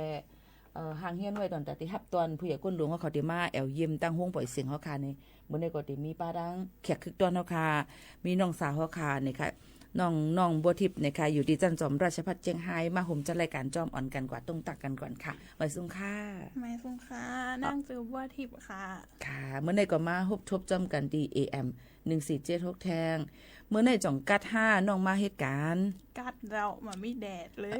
มีแลดเพราะนั้นเฮามาถ่อมด้วยข่าวเงาฟิงฟ้าหลาสีกันนิดอ่อนนึงค่ะน้องมีบอกกะคือค่ะน้องเมื่อนี่อุณหภูมิตั้งแต่วันตี23ถึง25นะเจ้าอุณหภูมิจะลดลง 1-3 องศาเจ้าค่ะแล้วก็ตีดอยอินทนนท์มีอุณหภูมิอยู่ตี4 องศาเจ้าโอ้กัดเนี่ยเนาะเฮาลูกกันเลยอินทนนท์เนาะกิวแม่ป้านก็6 องศาแล้วก็ที่ทำการอุทยานก็10 องศาเจ้าอ๋อค่ะก็อยากฝากถึงคนติขึ้นไปบนดอยไปชมหมอกอย่าเจ้าเวลาขี่รถก็คือระมัดระวังเจ้าอ๋อค่ะเพราะนั้นเนี่ยค่ะเพราะว่าดีสันลอยสูงๆนั่นเนี่ยค่ะมันเด็กกัดแฮงตื่นเนี่ยเนี่ยค่ะพี่น้องเขาที่ฮอรถเฮากาน้องๆก็ลาดว่าเฮาฟังไว้เนี่ยค่ะให้รถเพฮอรถเฮากาลิเพราะว่าโรงเรียนจอมเซียนตาสายตั้งเนี่ยก็ให้เจ้าหน้าที่ในปืนตีเปิ้นอันนั้นก็ขาดให้เปิ้นฮอบัดเฮานั่นเตลีนั่นน่ะเนาะเฮาก็เตลีในนั้นค่ะเพราะเฮาอยู่จอมในคูในเวียงให้กว่าหรือจอมถึงจอมดอยบางปอกมาห่อมป้อโรงเรียนนี่ก็โกจังเป็นเพไลในนั่นค่ะยก็มีปลาดังหมอกกุมน้ำนายจะได้ตกน้ำนั่นน่ะเนาะหันเส้นตาสายตั้งจะในก็ใกล้ๆเป็นไรยก็ในข้าวฟิงฟ้าละสีมันเปลี่ยนไปแหลกหลายจังไหนในตั้งเป็นและป้ายอยู่ลีก็รู้เลยลุ่มลาดด้วยถึงกันจ้อมในนั้นค่ะใส่เสื้ออุ่นเสื้อน้ำหมักโหเนาะทุงตีนทุงมือเจ็มเจ้าหนังไหนค่ะยก็อย่าไปเปิ้นว่าปอกัดในกินน้ำเหล้าสุราในจ่องได้หายอันนี้เปิดมาโหนะเจ้าเปิดมากินหายนะคะน้องๆค่ะเพราะว่าเฮาคักกัดเดี่ยวนี่ค่ะเนาะพี่น้องเขาก็เฮากัดสิเฮากินน้ำเหล้าสุราเนี่ยมันหายนะคะย้อนปือสังละย้อนเบอว่ามันดีกว่าเฮ็ดให้แอลกอฮอล์ได้กินลงกว่ามันดีกว่าเลิศในต้องให้ตั้งนอกซ้ำมันเฮาฮู้ว่ามันใหม่ตั้งในแต่ตั้งนอกมันตึกกัดอยู่ยาก็จังสิ่งอาสากสายใจกว่าจ้อมอันในก็ไหลในนั้นค่ะเป็นตับแข็งนะคะยก็ตั้งเป็นอันที่เฮากัดเที่ยงนานะคะไม่ตั้งในไม่กัดตั้งนอกจังไหนก็ตายกว่าก็มีจังไหนค่ะเนาะตั้งเป็นจังไหนก็ลองนำเราสุราในอำยศยาปันว่าให้เฮาคาเลยอุ่นไหลในนั่นค่ะกอบนั้นพี่น้องเขาก็รู้เลยฟังกันไว้จ้อมในนั่นค่ะเนาะยก็มีลองอีสังเที่ยงค่ะมื้อในน้องหางเฮียนมาไว้ปันมื้อในก็มีค่าฝุ่น PM เจ้าอ๋อค่ะตีในจังหวัดเชียงใหม่นะเจ้าตีเยอะที่สุดตีสีแดงเยอะสุดก็คืออำเภอสันกำแพงตำบลบวกค้างค่ะโอ้ยไกลๆบ้านพี่เลยนะจำเฮิรนปีกำเร็วในนั้นค่ะเนาะตั้งบวกข้างในค่ะมีนำค่ะเนาะมีมอกาคือค่าฝุ่น PM 2.5 158หรือเจ้าสีแดงเลยเสี่ยงกระทบต่อสุขภาพอ๋อค่ะป้นนั้นก็ปีๆน้องๆเขาจะเจออันอยู่ตั้งบวกข้างสันกำแพงในนั้นค่ะเจอในตาเหลียวในไม่ปืนตีที่นั้นเนี่ยมันเป็นปืนตีสีแดงปืนตีสีแดงอันว่านั้นเจอเงือล่ะปืนมันสีแดงของเจ้าปืนเผาไว้ภายดังAir Force นั่นน่ะอันไฟไอ้ลองข่าวฝุ่นนั่นเนี่ยค่ะมันนำตื้อบนตีเนี่ยเพียวจังตุ้มตื้อถึงป้ายอยู่ลีกำนำในนั่นค่ะเนาะยก็มีตั้งหลายแทงค่ะมีตีรองลงมาก็คือชุมชนสวนดอกตำบลสุเทพเจ้าตั้งสุเทพในค่ะเนาะตั้ง153โอ้นำเนาะแล้วก็อีกตีก็จะเป็นอำเภอแม่ริมเจ้า151องศา151อ๋อแล้วก็หางดงก็151ต่อกันเลยเจ้าสีแดงอ๋อค่ะเพราะนั้นในเฮาก็รู้เลยปกติออกเพราะว่าอยู่อำลีกินน้ำมันนั้นก็มีตั้งเป็นจับโตในอย่าไปออกกาดที่ก้นกึ้นขอนำที่กลางปังเจ้าในเพราะว่าร่วมถวยใจเฮาค่ะมันเดือจังให้ได้ตั้งเปลี่ยนเฮาค่ะอันมีไว้อยู่นั่นจังเป็นแห้งตื้อมาหรือใส่เก่าจังไหนค่ะเนาะลูกอ่อนก้นเทาจำเจ้าในก็ก้นอันมีตั้งเป็นจับโตไว้จังไหนค่ะเนาะก็อย่าไปกว่าเล่นแห้งตีกลางปังอย่าไปกว่าออกตีในกลางปางนั่นขนาดเลยไปกว่าเลยกว่าเจ้านั่นในค่ะเนาะให้อยู่เฮือนไว้ตีลีที่สุดในค่ะเนาะตีเฮาอยู่นี่ยังสีส้มอยู่เจ้าตีเฮาอยู่เนี่ยนะสีส้มแต่144แล้วเจ้า140แทงอินเตนสีเหลืองนะเพราะเป็นข้าวในนี่เป็นข้าวเจ้าให้เจ้าสวนเขานั่นเปิ้นเฮ็ดไทยเฮ็ดสวนกันเปิ้นก็ตีทางว่าเพียวเยอะๆเผาอ่ะจังไหนก็กาตาเหลียวเปิ้นปันเผาว่าเป็นความใต้เฮามือกูปอกปูเฮายาเฮาว่าข้าวเรือน3เรือน4ในข้าวเมืองโมไหนที่เตมันในมันอ่ำเจอว่าผักเฮ็ดมันเป็นที่กวนเอาเฮ็ดแกย้อนบ่ว่าเฮาหลุเฮ็ดการทางยาทางที่ก้อยกาตั้งในเปิ้นดิปันข้าวยามันเหมือนหนังว่าเฮาขาลง กาตี FID นั่นค่ะเนาะว่าเฮาติเฮ็ดปืนตีการจังนั้นจังไหนในการย้อนขว้างให้เปิ้นเอาไปปันข้าวยามให้ปันคิวมันมาให้ไหนค่ะนะกวยกาตาเหลียวในสังเจอว่าอ่ำย้อนขว้างเยี่ยวก็ปืนอ่ำปันเผาต่อพอถึงวันที่31เดือน5ในตีนยาตามอีหยังก็เมื่อวานในลาดกว่าปรับ2 ล้านแล้วก็จำคุก20 ปีกอบนั่นแหละพี่น้องเขาฟังกันไว้จ้อมตอนน่ะก้นอันอยู่จ้อมไห้จ้อมสวนจ้อมหน้าเพราะว่าฮู้แค้นหรือสิถูกเลยฮู้ไว้เพราะเป็นดังเมืองจึงไทยเนี่ยค่ะเนาะเมืองเฮาเกาหลีเนี่ยค่ะหรือได้ฟังกันไว้นั่นค่ะเนาะเปิ้นอ่ำปันเผาค่ะเป้าเผาเปิ้นฮบทั่วพันในจึงมือตามเงิน2 ล้านวัตต์ตุกคอก20 ปีในนั่นค่ะพี่น้องเขาอำนั้นก็ตั้ง2อันเนี่ยอันในลีโกเนี่ยในค่ะเนาะย้อนบ่ว่ามันจางตุ้มเตอถึงป้าอยู่ลีลองอยู่สร้างกินเซาในกวนเฮาคาในนั่นค่ะเนาะว่าเพราะว่าจันลมมันอ่ำลีตั้งเป็นก็เตน้ำเพราะว่าเฮาคากับเหตุการณ์ที่ในเกกลางปังก้นเหตุการณ์ก่อสร้างเหตุการณ์ให้การสนจังได๋เฮาหาจังได๋ก็ตีอยู่ยับย้อนนั้นพี่น้องเขาก็รู้เลยฟังกันย่อก็อย่าไปเผาล่าๆนี่นั่นค่ะอันนี้ล่ะเลยลองเผาเนาะยังมีอีสังแทงขาดก็รอบหน้าก็จะเป็นการป้าเจ้าฮอบเตมาทั้งกำนึงทั้งตัวนึงไหนน้องๆเขาได้อ่อนกว่าเลยเตะกว่าเลยตีเลยตั้งเลยนี่เฮาเข้าไปมาถ่อมด้วยตาเหลวในอ่อนกันหรือจะถ่อมด้วยเพียงกว่ามันหูถูกใจกันก่อนค่ะ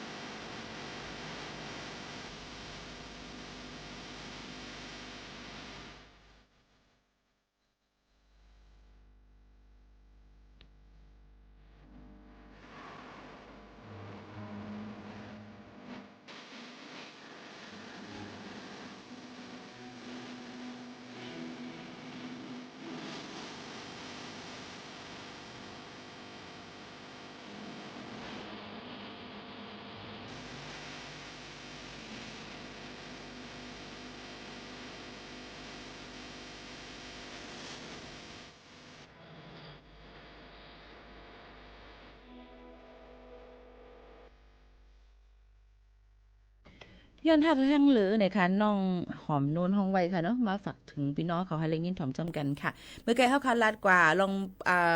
ฟิงฟ้าหลาสีแล้วก็ลองฝุ่น PM 2.5 เนี่ยค่ะกำในเฮาค่ะเดี๋ยวให้น้องบัวทิพย์ได้อ่อนพี่น้องเขากว่าเลยเตอ่อนกว่าเลยตีไหลในค่ะมาถ่อมจำกันค่ะค่ะก่อนติไปนะเจ้ามาแจงอีกแล้วเรื่องราคาทองขึ้นแถมเราเจ้าไม่ว่าเด็กก็ซื้อเมื่อว่ากับต้นซื้อเสื้อว่าเด็กขายขึ้น9 โมงเจ้านี่เลยเจ้าค่ะขึ้นมา 1,450 บาท 1,450 บาทขึ้นมาแทงเนาะก็นั้น1 บาทได้แต่อะไรอยู่ก็คือค่ะ1 บาทนี่ตอนนี้มันทองคำแทงนะเจ้าค่ะรับซื้อนี่ 72,900 บาทค่ะแล้วก็ขายออก 73,000 ค่ะโอ้ส่วนทองรูปพรรณก็อยู่ตีรับซื้อ 71,449 บาทแล้วก็ขายออก 73,800 บาทเจ้าโอ้อะไรว่าเลยมา นำเตะๆในนั้นค่ะเนาะป้อแม่พี่น้องเขาค่ะก็นั้นใน1วัดนี่ก็70,000ปลายแต่เรียกว่าเป็นลองตีอันเฮาค่ะวนหันว่าเตไลกาขันค่ำ1แก็บอันนั้นก็1วัดในเตนำตันได้นะคะเนาะมีก็เลยในทกออกมาค่ะพี่น้องเขาย่อก็หลูฟังกันไว้อย่าไปก็ใส่ในเปิ้นคำปลอมคำเต้ฮู้ก้นอันที่ไปเคียงไปหลักจันก้นอันที่เฮ็ดให้เฮานั่นติมีนั่นน่ะเนาะก็หลูเลยเก็บไว้ดีๆเนี่ยค่ะอย่าไปเก็บไว้ลีบนที่นั่นเพียวป้อมหันแหนมใจก็เนาะอันนี้ก็กาขันค่ำเนี่ยค่ะขึ้นมาเที่ยงเนี่ยนั่นค่ะขึ้นล่วงๆเนี่ยค่ะเอาใน1วันก็จะเจออันซื้อขายค่ำอันนั้นก็เล่นหุ้นเจ้านั่นก็หลูเลยตุ้ยกันจ้อมในนั่นค่ะอันนี้ก็ฝากไว้ปันพี่น้องเขาจ้อมว่าเพราะว่ามีลูกใจดีกว่าเอาแม่เนี่ยก็หลูบ่นนำอินเนาะเพราะเพิ่นว่าคำ10 บาทได้ป้าถูกกว่าหมดอ่ะกาจัดงานกลางปากเตปางมิงมันนี่ก็เข้ากับพักกับขมอมน้ำนุ่มโอนหมดนำค่ะนะก็กับปกนมีได้ก็เปิ้นก็ติอ่ำตุ้มเตออีสังนังเก่าอันนี้ก็เป็นกับปานอันที่เฮาคาลายปานเนาะน้องเนาะเดี๋ยวมือคุณเอาคำปานที่เก่าเนาะปานที่10มาเนี่ยค่ะได้รู้อยู่มาจังไหนโจแก็บกำก็กาขันค่ำก็ขึ้นนำมาจังไหนในนั้นค่ะก็นั่นแหละลองตั้งกินตั้งย่ำก็เตนำมาลองกาใช้จ่ายมือน้องอยู่ตั้นมาม่าซองกันเหรอค่ะ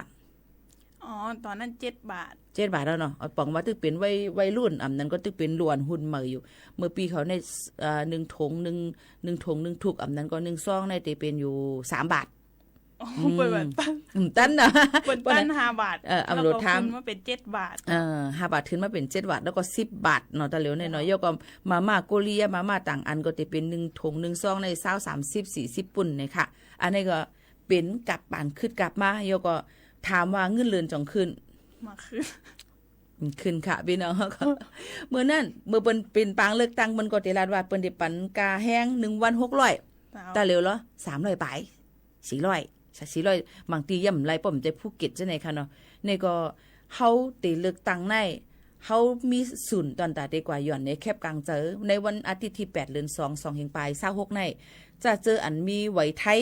18 ปีขึ้นเนอพี่น้องเขาก็อย่าลืมกันเลิกก้นตีลีก้นอันตีเหตุการณ์ปันเฮาไรลีว่ามันลาดกะเย้าจ่องมันเฮ็ดจอมใจว่าลาดกว่าใครไล่ลาดกว่าหำเฮ็ดเป็นจอมจังได๋ถามว่าเงินหมื่นจ่องไรไรค่ะก็มาว่าอายุถึง20ว่ะก็มาลูกปีก่อนเลยนะก็มาอาศักหลเป็น16ขึ้นเนอว่ะก็มาอาศักหลถึง20ว่ะก็มาเปลี่ยนนโยบายใหม่ก็มาเปลี่ยนแท่งปักเปิงแท่งก็มาอาศักหลเป็นคนเฒ่าก้อยว่ะอันนี้กึ่งกลางซุกลิบเท่าก่อมใจหนุ่มก่อมเป็นเนอึบเหี่ยวค่ะ10,000ก่อมไล่ในค่ะนะย้อนนั้นแหละพี่น้องเขาก็จะเจออันอยู่เซาทางด้านเมืองจึงไทยมีไหวไทยโหปากเต็มโทนกูรองนั่นเนี่ยก็อย่าลืมกว่าเลิกเอาก้นอันตีจะก้นอันตีมันได้เหตุการณ์ปันเฮาเป็นปากเป็นเสียงต่อเฮาไล่ให้มันมาเฮ็ดให้วันเมืองเฮาค่ะหลีนั่นน่ะเนาะนี่ปอกในหยอมเฮาค่ะอันนี้ก็อย่าลืมก่อนเลิกตั้งกันจ้อมในนั้นค่ะจะเจออันมีวัดไทยเนี่ยค่ะเนาะมีรองอีสังแทงค่ะน้องลองท่องเที่ยวเจ้าค่ะออนเมื่อกี้รู้ว่าออนเลนไปเล่เลเตอร์ก็หาอะไรคำกาขันค่ำให้ก็ตกใจแบบก็นาริตเจ้าเป็นสถาบันดาราศาสตร์วิทยาศาสตร์รวมมือกับอบจ.เชียงใหม่เจ้าจัดงาน Story Night Over เชียงใหม่2026ค่ะวันปุ่งนี่24เจ้าเปิดฮือเขาฟรีเจ้ามันมีค่าใช้จ่ายเจ้าเหมือนมันจะมีกิจกรรมคือเข้าไปส่องดาวชมดาวเจ้าใครมีละอ่อนก็ป้าไปใดเจ้าในงานมันก็จะมีเกากิจกรรมเจ้ากิจกรรมแรกก็คือจะเป็นวัตถุท้องฟ้าที่สามารถสังเกตได้ก็จะเป็นพวกดวงจันทร์ดาวพฤหัสแล้วก็กาแล็กซีประมาณเจ้าแล้วก็กิจกรรมที่2จะเป็น Space Art and Visual เจ้าเป็นมนุษย์ต่างดาวของชั้นบนอวกาศเหมาะกับละอ่อนเจ้าค่ะเลยได้ว่ามันมีหลายวันก่อนน้องเมื่อไกลในมีวันตี24พรุ่งนี้วันเดียวมีวันเหลวเนี่ยนั่นค่ะตอนตาผายดังเปิ้นตัว2ด้วยหลาวนะคะสถาบันดาราศาสตร์นั่นขนาดเนาะตั้งเสตอนเก่งใหม่นะเปิ้นได้จัดเปิ้นให้กับตุ้ยดีไรน่ะก็ตีอันนี้เจ้าสวนอบจ.เชียงใหม่ที่สวนอบจ.เชียงใหม่หิมปล่อยงานฤดูหนาวเจ้าปล่อยข้าวกัดแล้วก็เปิดตั้งแต่ 5 โมงถึงประมาณ 2 ทุ่มเจ้า22 นาฬิกาค่ะหรือ 4 ทุ่ม22 10 โมง 4 ทุ่มโอเคเพราะนั้นก็เปิด5 โมงกลางไหว้วันกลางค่ำกว่าดอกบ่ถึง10 โมงกลางค่ำนะคะวันเหลียวสั่งเจอว่าพี่น้องเขามีลูกมีหลานอำนั้นก็ตัวเจ้าก็ให้กับต้วย2ต้วยเลินต้วยลาวนั่นน่ะเนาะมันจะน้องเหลือน้องลาวนะ ก็ต้วยเลินต้วยลาวอันอยู่เหนือต้องฟ้านั่นนี่ก็อันดูอันนั้นก็ต้วยว่าลาวนี่มันเป็นลาววี่ลาวไก่ลาวก้าน3ตาลาวนั่นลาวไหนลาวก็ว่ากว่าให้นั่นค่ะเนาะเปิ้นก็ได้เปิดปันให้เข้าฟรีๆในนั่นค่ะพี่น้องเขานี่ก็เป็นลองตั้งตีป้ายทรายอันนั้นก็ลองเฮียนหู้เหมือนตอนตาลูกอ่อนว่าเรามามองเป็นเจิ้งหือลาวนั้นเป็นเจิ้งหือให้ไหนนั่นน่ะเนาะอ๋อค่ะก้อยกาเมื่อในวันที่23เนาะเมื่อในปล่อยข้าวกัดอันนั้นก็งานกาชาดเชียงใหม่เปิ้นเตวันสุดท้ายไผกว่าแอลเลยเย่าพองวันสุดท้ายไว้วันลื่นสุดนั่นค่ะเนาะเย่าก็เปิ้นเตจับรางวัลเผยที่ไรทองคำ50 บาทเมื่อไหร่นะใบสภากาชาดไว้อันที่เปิ้นขายอันที่กาชาดเขานั่นขนาดที่กาชาดเชียงใหม่เปิ้นขาย1ไว้100นั่นพี่น้องเขาจองเลยซื้อกันไว้ค่ะเปิ้นเตปันสู้รางวัลเหมือนในเอาไหนค่ะเตมีสู้รางวัลก็จะเป็นคำทองคำกาคำใน50 บาทก้นกำดีเนาะเยาก็เตมีรถกาแทงรถเครื่องว่ารถกาว่ะเยาก็เครื่องใจหลายๆอันค่ะตั้งนำตั้งหลายพี่น้องเขาก็อย่าลืมในนั้นค่ะเผยเลยซื้อไว้ก็ไปต้วยว่าเผยได้เป็นก้นกำหลีไรค่ำกว่า50 บาทเนี่ย50 บาทตะเร็วเนี่ย7535โอ้โหเลยนำเนี่ยเนาะค่ะนะพอมีคำมีเงินเอาไหนได้ก็ใครไรหังก็ไรอันว่านั่นมันจะว่าอะไรกูเมี่ยวเนาะเหมือนหนังว่าซื้อตีลินซื้อเฮือนห้าทรายนี้ทรายสีหน้าเปนี่เปสีหน้าจำจะได้มันก็ตีลีนั่นขนาดเนาะโอ้ยปีมตั้นได้ซื้อปีไหนน้องได้ซื้อก็ไม่ได้ซื้อได้ซื้อด้วยกันเมื่อไหร่มันอาจจะมั่วหรอน้องเมื่อไหร่นะวันเดือนสุดเดียวเขาปิดขายตั้งแต่วันเหมือนเขาเปิดขายแค่วันแรกเขาหรือเปล่าเจ้านั่นน่ะ 2-3 วันเปิดงานเปิ้นก็ปิดขายมันพร้อมก้นขายกับน้ำหนานั่นขนาดเนาะอันนี้ก็เป็นรองกว่าแอลแลแทงนี่ค่ะเมื่อในวันเดือนสุดแล้วมีตีแอลแลตีไรแทงค่ะหมดอะค่ะหมดอะเนาะกุ้ยกาตาเหลียวได้ตีกว่าอะไรก็เหมือนหนังก้นต่างตีสีเลียนก็ตีออนกันมาต้องเจดอนเก้งใหม่แล้วก็มีก้นต่างเจอต่างคือน้ำตีกว่าเอลเลยตีอะไรก็หลูเลยหมอฮอรถฮอก้าให้ลีเพราะว่ามันก็ในหมอฮอรถก้าหอหมอฮอเฮิรนเฮาไงเพราะว่าปักเปิงใหม่มีจำเส้นตาสายตั้งในอำไปโรงเรียนเจ้าในก็หลูเลยฟังกันกูกว่าผ่ากันกูกับตุ้มกันกูจนกันเจ้าในเนาะแล้วก็หลูเลยมีไว้ขับขี่นะคะสมุดคู่มือทะเบียนรถในนั้นค่ะหลูเลยมีไว้ป้อมีป้อปืนกดแจ็ดกดทัดก็หยาบป้อกวนรถเฮาค่ะมันลำจะในก็หลูฟังไว้กูย่าเจ้าหน้าที่เปิ้นไม่ตามเงินเฮาค่ะในค่ะไม่ตามเงินแล้วก็เฮ็ดเอาพิษปักเปิงกว่ายันบ่ว่ามันเป็นเพหมอกกวนกองกวนหมูตุ่มเตอถึงป้ายอยู่ลีแล้วก็ PM 2.5 ในนั้นค่ะมีอีหยังแทงเนาะหรือใส่ถ่อมเพ่งกว้างกันก่อนเนาะก็มาอุบกันในตอนลื่นสุดแทงกำนึงค่ะ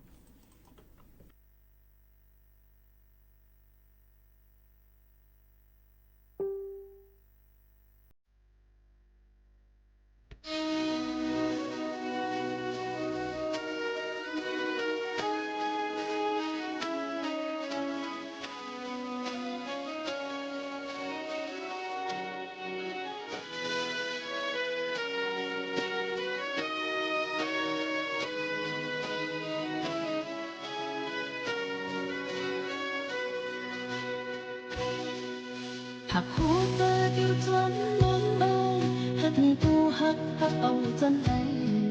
หักใจจองเขาหักก่อนเปลี่ยนใจล้ำใน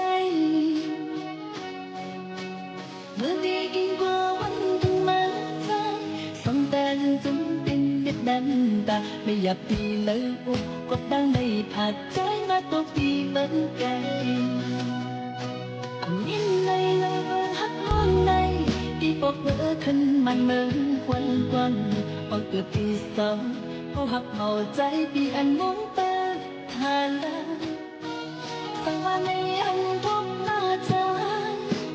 เป็นอันนี้เจอเสือยาวปีเสียงอ่อนใส่ความหักเขาอ่ำตัดเขาหายลาหวังอันไม่เคยได้เลยสังว่าให้จนทั้งไอ้ดองหักเขาก็อำยังก็ได้ผ่านโตหักสู่งานนี้ที่แก่ที่อาจจะเลี้ยงตัวจนสูงคงจนหูหันแก่ว่าชีวาได้ผิวมุมจนใจจังเลยหิวดาหักกันหินสังก็วันติ้งเตอเฮาล dù cho tay màu ngắn thứ và đắp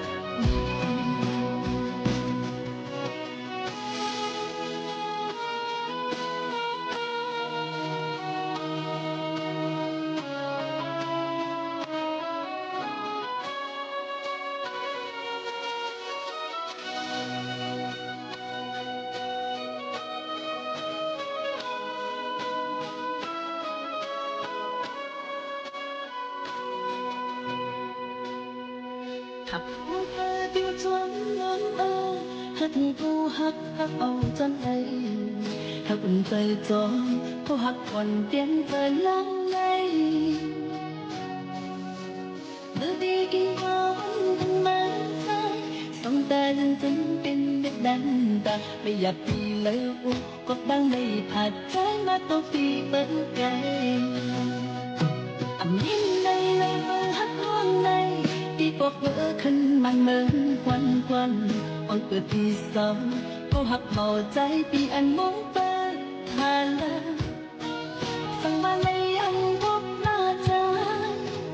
Nên anh đi tới xứ dấu ớt Xin quanh say quắm hấp hấp ẩm bắn hôn hai là Vâng anh đi Tâm bố hay chân tâm lại đón hấp hấp có âm nhầm con đầy phạt cô hấp má mi đi kề đi ăn ta liếm tóc trong số không có phù hơn kép hoạt chi qua để chịu buồn trongใจchân rơi hiền đã hấp chân tăng vô văn tiếng tự hậu giấc dài màu ngắn thân cơn đắp đi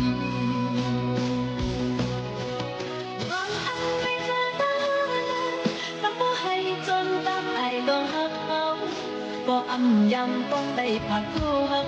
má mi đi kề đi ăn ta liếm tóc con số không dám phù hơn kép hoạt chi qua để chịu buồn trongใจchân rơi hiền đã hấp chân hình sang vô văn tiếng rơi hậu từ dù giấc dài màu ngắn thứ cơn đắp đi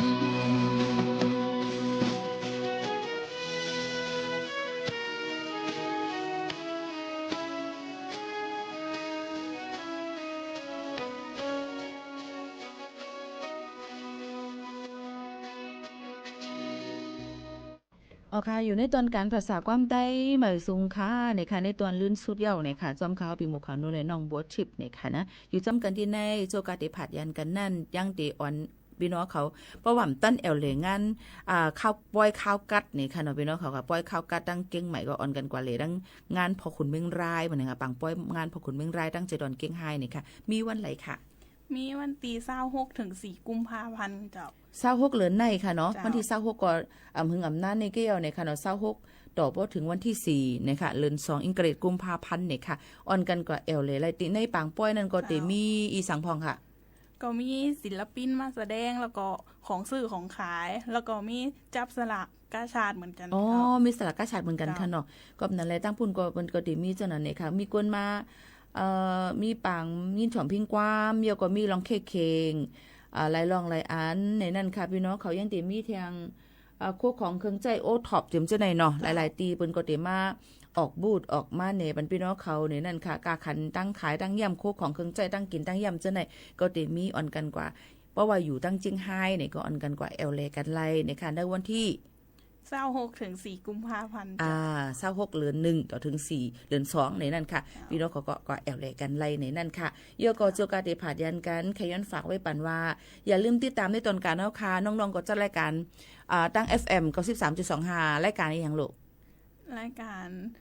อะไรนะเดี๋ยวกันจะรายการใหม่สูงค่าเจ้าโอเคแล้วก็อย่าลืมในค่ะถ่อมจำกันที่ไหนเฮแล้วก็ตั้ง FM ก็จัดในค่ะ TAM นี่ก็จัดในค่ะอยู่จำกันที่ไหน FM เปิ้น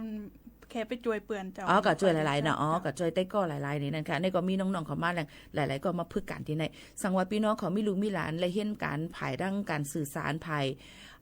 ลองตั้ง communication ฝ่ายนิเทศศาสตร์จึงจะได้ก็อ่อนกันมาพึกกันกันในพอถึงข้าวย่ำมาพึกกันตีในไหลในนั้นค่ะก็จะเลยเห็นหูกว่ามาได้เป็นภายลาดภายจ้าภายข้อกว้ามภายเฮ็ดข่าวในค่ะเนาะยก็ภายตัดต่อวิดีโอตัดคลิปจึงจะได้ค่ะที่ในก็ติมีปันหมดในค่ะนะอยู่ที่ว่าใครเห็นภายแล้วในนั้นค่ะตอนในวันเมื่อในปีหมู่ข่าวโน้นค่ะน้องว่าทิพย์ค่ะเดี๋ยวผัดยันพี่น้องเขามือกว่าก่อนส่งขึ้นทบกันในค่ะกว่าอะไรไปอะไรก็ให้รถพี่เขียนกันกูก็ค่ะเหมือนซุ้มค่ะหมายซุ้มค่ะ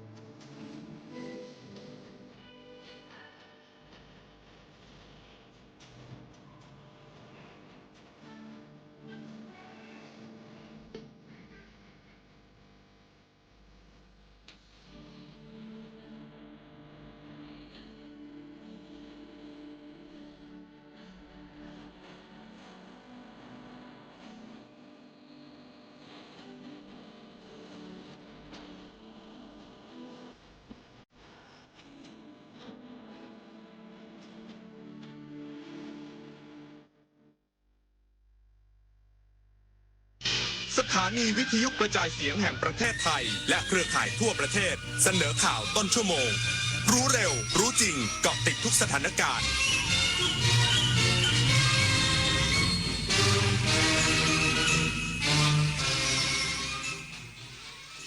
รับฟังข่าวต้นชั่วโมง 23 นาฬิกากับธราวุฒิวิชัยดิษฐ์ครับกระทรวงเกษตรและสหกรณ์เร่งขุดลอกลำน้ำแม่กลางจังหวัดเชียงใหม่ร่วมแก้ปัญหาน้ำท่วมซ้ำซากอีกสักครู่กลับมาติดตามรายละเอียดครับ8 กุมภาพันธ์นี้ทุกเสียงคือพลังอย่าลืมไปใช้สิทธิ์เลือกตั้งสมาชิกสภาผู้แทนราษฎรและออกเสียงประชามติตั้งแต่เวลา 8 นาฬิกาถึง 17 นาฬิกาณหน่วยเลือกตั้งที่มีชื่อตรวจสอบรายชื่อผู้มีสิทธิ์ได้ที่ www.ect.go.th แอปพลิเคชัน Smart Vote หรือสายด่วน 1444 สร้างสรรค์ประเทศไทยพร้อมใจไปเลือกตั้งโอ๊ยดูข่าวอีกแล้วไถฟีดจนตาลายสมองจะไหม้แล้วเนี่ยอ้าวพอใจเราไม่ใช่หม้อไฟจะได้เดือดตลอดเวลาแล้วจะให้ทำยังไงอะ ก็พักข่าวพักใจไงวางมือถือบ้างไม่ดูเรื่องเครียดเลิกตามดราม่าครบชั่วโมงก็ลุกเดินหน่อยก่อนนอนก็อย่าเอามือถือขึ้นเตียงจริงเธอแค่เนี้ยก็หายตึงเลยเนี่ยพักข่าวพักใจใช้โซเชียลให้น้อยลงแล้วใช้ชีวิตให้มากขึ้นเลือกตั้งทั้งทีต้องไม่ให้พลาด3 สี3 บัตรเข้าใจให้ครบก่อนเข้าคูหาสีเขียวเอาไว้เลือกตั้งสสแบบแบ่งเขตสีชมพูเอาไว้เลือกพรรคเลือกนโยบายที่คุณชอบและสีเหลืองเอาไว้ออกเสียงประชามติ1 เสียงของคุณมีความหมายต่อประเทศจำสีให้ได้ใช้สิทธิ์ให้ครบ8 กุมภาพันธ์นี้ออกไปใช้สิทธิ์พร้อมกันอนาคตไทยเริ่มจากการเลือกของคุณสุขภาพดีเริ่มตั้งแต่วันนี้โดยเฉพาะผู้สูงอายุแค่ลุกขยับวันละนิดเดินช้าๆแต่สม่ำเสมออย่าเครียดเลือกกินให้ถูกหลักพักผ่อนให้เพียงพอที่สำคัญต้องไม่ลืมตรวจสุขภาพประจำทุกๆปี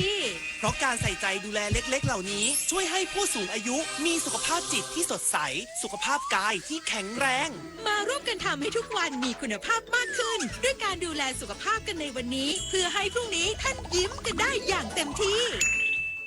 รัฐมนตรีช่วยว่าการกระทรวงเกษตรและสหกรณ์ลงพื้นที่จังหวัดเชียงใหม่สั่งเร่งขุดคลองลำน้ำแม่กลางแก้ปัญหาน้ำท่วมซ้ำซากช่วยเหลือประชาชนกว่า 2,000 ครัวเรือนมีน้ำกินน้ำใช้นายนเรศ ธรรมรงค์ทิพยคุณรัฐมนตรีช่วยว่าการกระทรวงเกษตรและสหกรณ์ลงพื้นที่ติดตามการขุดลอกลำน้ำแม่กลางพร้อมรับฟังปัญหาจากเกษตรกรในพื้นที่ณโครงการชลประทานขนาดเล็กฝ่ายเหมืองหลวงตำบลขวงเปาอำเภอจอมทองจังหวัดเชียงใหม่โดยนายนเรศกล่าวว่าอำเภอจอมทองเป็นพื้นที่ประสบปัญหาน้ำท่วมซ้ำซากเนื่องจากลำน้ำแม่กลางตื้นเขินและมีสิ่งกีดขวางทางน้ำไหลทำให้การระบายน้ำไม่มีประสิทธิภาพและน้ำล้นตลิ่งในช่วงฤดูน้ำหลากส่งผลกระทบต่อพื้นที่ทางการเกษตรและที่อยู่อาศัยของประชาชนกระทรวงเกษตรและสหกรณ์โดยกรมชลประทานจึงได้เร่งดำเนินการขุดลอกลำน้ำแม่กลางเพื่อเพิ่มประสิทธิภาพการระบายน้ำและลดผลกระทบที่เกิดขึ้นกับประชาชนซึ่งหากขุดลอกแล้วเสร็จจะช่วยบรรเทาความเดือดร้อนของประชาชนในพื้นที่กว่า 2,000 ครัวเรือนครอบคลุมพื้นที่4 ตำบลได้แก่ตำบลขวงเปาตำบลบ้านหลวงตำบลดอยแก้วและตำบลศพเตี้ยทำให้มีน้ำเพียงพอสำหรับการอุปโภคบริโภคและทำการเกษตรสร้างความมั่นคงด้านทรัพยากรน้ำและยกระดับคุณภาพชีวิตของประชาชนในพื้นที่อย่างยั่งยืนชวนันท์มาลีรายงานจังหวัดขอนแก่นจัดงานเทศกาลเปิดฤดูกาลต้มเกลือประจำปี 2569 สืบสารภูมิปัญญาเกลือสินเทาเชื่อมโยงธรณีวิทยานำรายได้สู่วิถีชุมชนวิสาหกิจชุมชนบริการการท่องเที่ยวอุทยานธรณีขอนแก่นร่วมกับสำนักงานวัฒนธรรมจังหวัดขอนแก่นและสมาคมอุทยานธรณีขอนแก่นจัดงานเทศกาลเปิดฤดูต้มเกลือประจำปี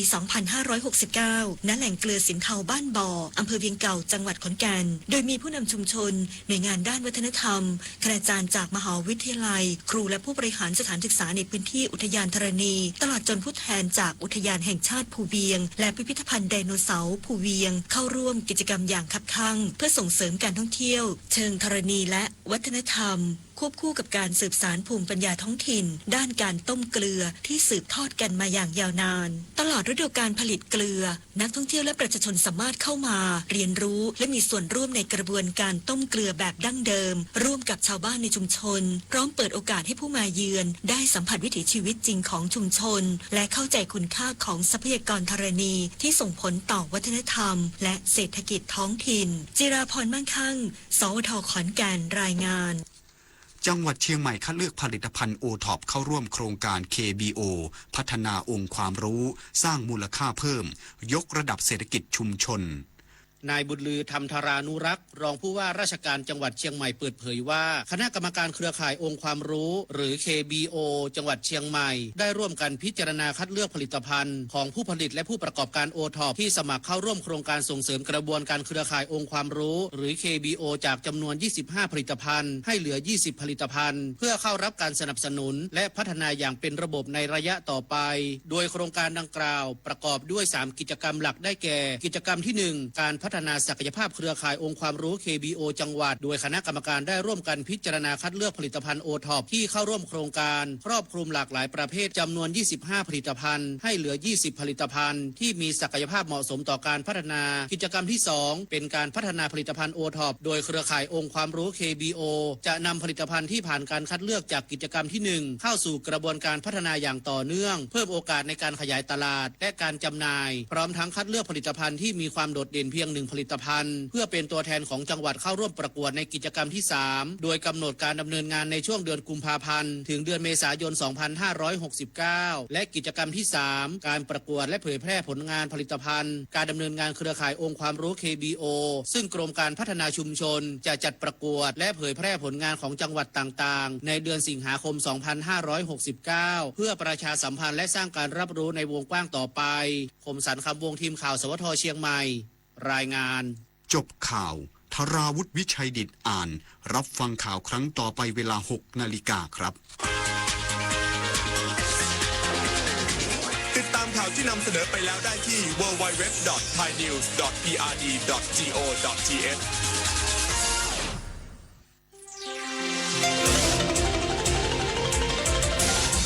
วิทยุแห่งประเทศไทยให้ความรู้กู้ความสุข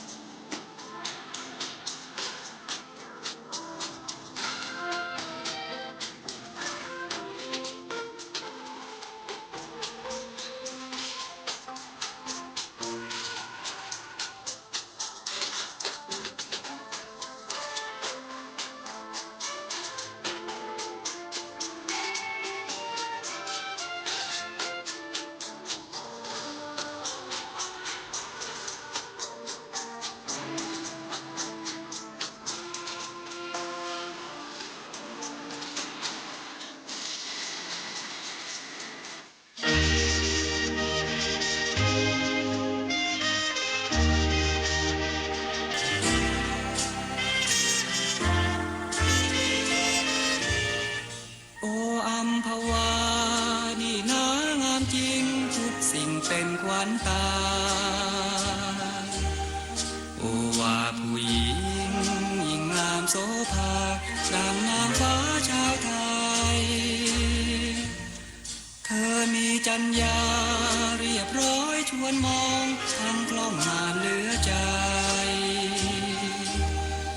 ไม่ว่าทำสูง บวนข้าใดจูกล่องไปทุกทางข้าวนิดเหลืองหน่อยผิวพลอยสะอาดแต่ไม่บอบบางทุกอย่างงามอย่างจับตามาอัมพวาคานารีสมดังที่หวังมาแม่บ้านแม่เรือนเพื่อนครองวิวาอัมพวาสมบูรณ์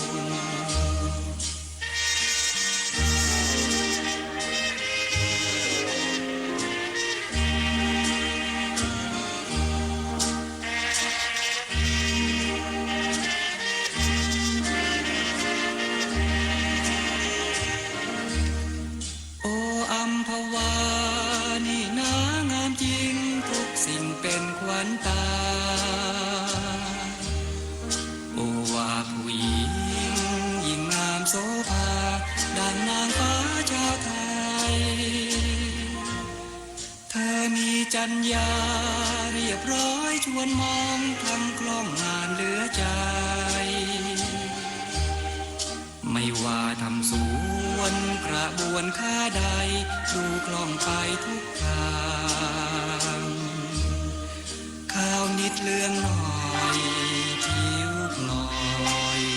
สะอาดแต่ไม่บอบบาง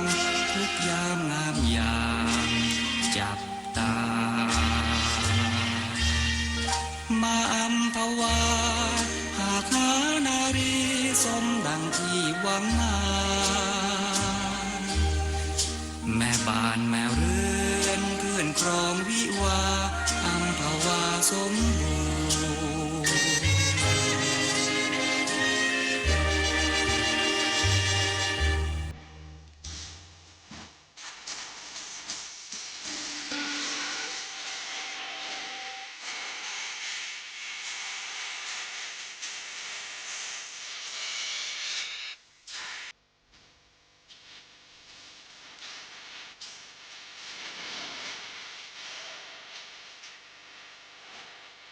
เ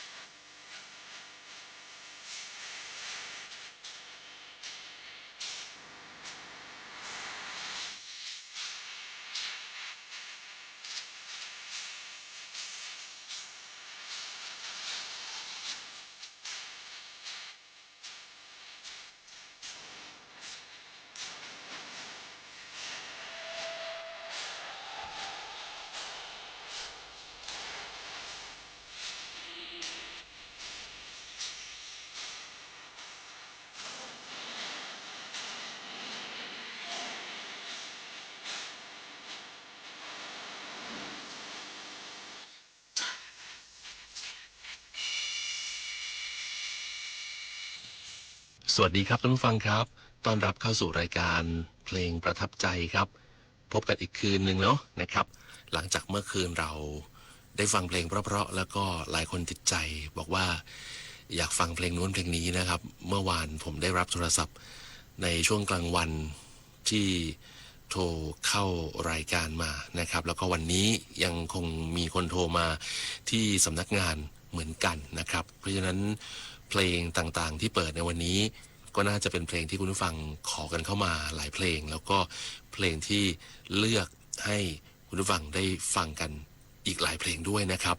ฟังเพลงกันเต็มอิ่มสบายๆกับเพลงประทับใจช่วงเวลา 23 นาฬิกาหรือว่า 5 ทุ่มถึง 24 นาฬิกาหรือเที่ยงคืนทางสถานีวิทยุกระจายเสียงแห่งประเทศไทย FM 92.5 AM 891 และ 819 กิโลเฮิรตซ์ครับอย่าลืมนะครับสำหรับแฟนรายการธรรมะรับอรุณอันนี้ทางคุณทรงพลที่เป็นผู้ประสานงานแล้วก็อาจจะเป็นมีส่วนร่วมนะในการดำเนินรายการนะครับในการทำให้รายการนี้อยู่กับเรามายาวนานด้วยนะครับก็ฝากประชาสัมพันธ์มาวันอาทิตย์นี้ใครที่ลงทะเบียนไว้แล้วนะครับก็มาเจอกันที่สถานีวิทยุกระจายเสียงแห่งประเทศไทยของเรานี่แหละนะครับถนนวิภาวดีรังสิตซึ่งพระอาจารย์ไพบูลย์นะครับแล้วก็ทีมงานของท่านนะครับก็จะมาพบปะกันนะฮะ1 ปีมี1 ครั้งสำหรับแฟนรายการธรรมะรับอรุณซึ่งก็ออกอากาศกันมายาวนานนะครับมีทุกวันเลยตี 5 ถึง 6 โมงเช้านะครับในสถานีวิทยุกระจายเสียงแห่งประเทศไทยไม่ว่าจะ FM 92.5 AM 891 และ 819 รวมถึงสถานีเครือข่ายด้วยอันนี้ก็ติดตามรับฟังกันได้เป็นประจำทุกวันนะครับใครที่เป็นแฟนรายการก็คงจะทราบดีว่าสาระสำคัญแต่ละวันนั้นมีอะไรน่าสนใจบ้างสำหรับธรรมะรับอรุณนั่นเองนะครับก็เลยถือโอกาสนำมาประชาสัมพันธ์ผ่านรายการเพลงประทับใจตั้งแต่ช่วงแรกของรายการเลยนะครับ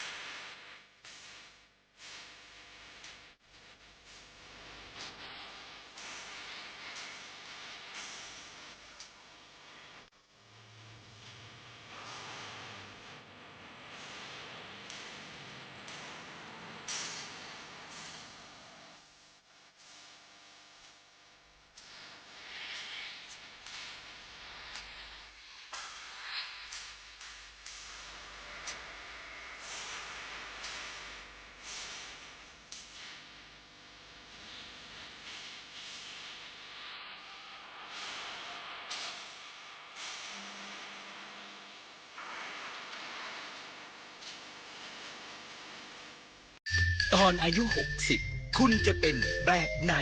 เป็นวัยเก่าที่โดดเดี่ยวสุขภาพแย่ หรืออยากโดดเด่นสุขภาพเยี่ยม จะแก่ก่อนรวยหรือรวยก่อนแก่ ถ้าอยากเป็นวัยเก่าที่ 60 ยังแจ๋วก็แค่เตรียมสุขภาพกายและใจให้แข็งแรงออมเงินไว้ใช้ตอนสูงอายุเตรียมบ้านให้ปลอดภัยออกกำลังกายใช้ชีวิตอย่างมีสติและมองโลกในแง่ดี พัฒนาทุกช่วงวัยสร้างคนไทยคนคุณภาพ SME หัวใจสำคัญของเศรษฐกิจประเทศที่มีบทบาทสำคัญในการสร้างงานและกระจายรายได้ซึ่งรัฐเร่งช่วยเหลือผู้ประกอบการในการบรรเทาปัญหาและฟื้นฟูธุรกิจที่ได้รับผลกระทบจากโควิด -19 ช่วยสร้างความพร้อมให้แข่งขันได้เมื่อฟื้นตัวและปรับสภาพแวดล้อมทางธุรกิจให้เกิดความสะดวกแก่ SME เพื่อกลับมาเติบโตได้ในระยะยาวอย่างยั่งยืน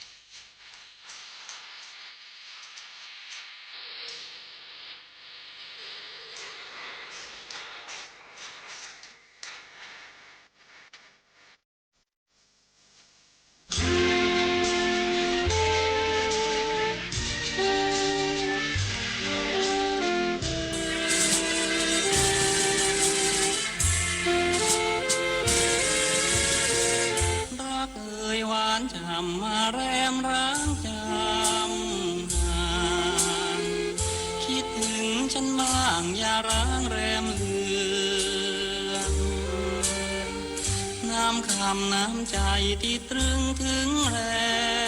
มเดือนลอยอีกติดเตือนให้จำเสมอแท้จริงฉันใช่จะไปรักใคร เดียวรักชื่นเท่านั้นคือเธอรักใครร้อยคนไม่เคยคิดปลอนเปลอใจมันเสมอรักเธอไม่นานรักแล้วมีแคล้วคลาดขาดหวังอยากเคืองคิดชังเบี่ยงบายถ้าเธอเหมือนใจจะขาดหายอกใจสลายแรมรายฉันยังรักนั้นคอยวันสัมพันธ์คู่ฉันยังรักอยู่ไม่รู้โรยราฉันยังพะวงว่าเธอนั้นคงมาจงกลับมารักเธอมาด้วยรักแล้วมีแคล้วคลาดขาดหวังอยากเคืองคิดชังเบี่ยงบายถ้าเธอเหมือนใจจะขาดหายอกใจสลายแรมรายฉันยังรักมันคอยวันสัมพันธ์คู่ฉันยังรักอยู่ไม่รู้โรยราฉันยังพะวงว่าเธอนั้นคงมาจงกลับมารักเธอมาด้วย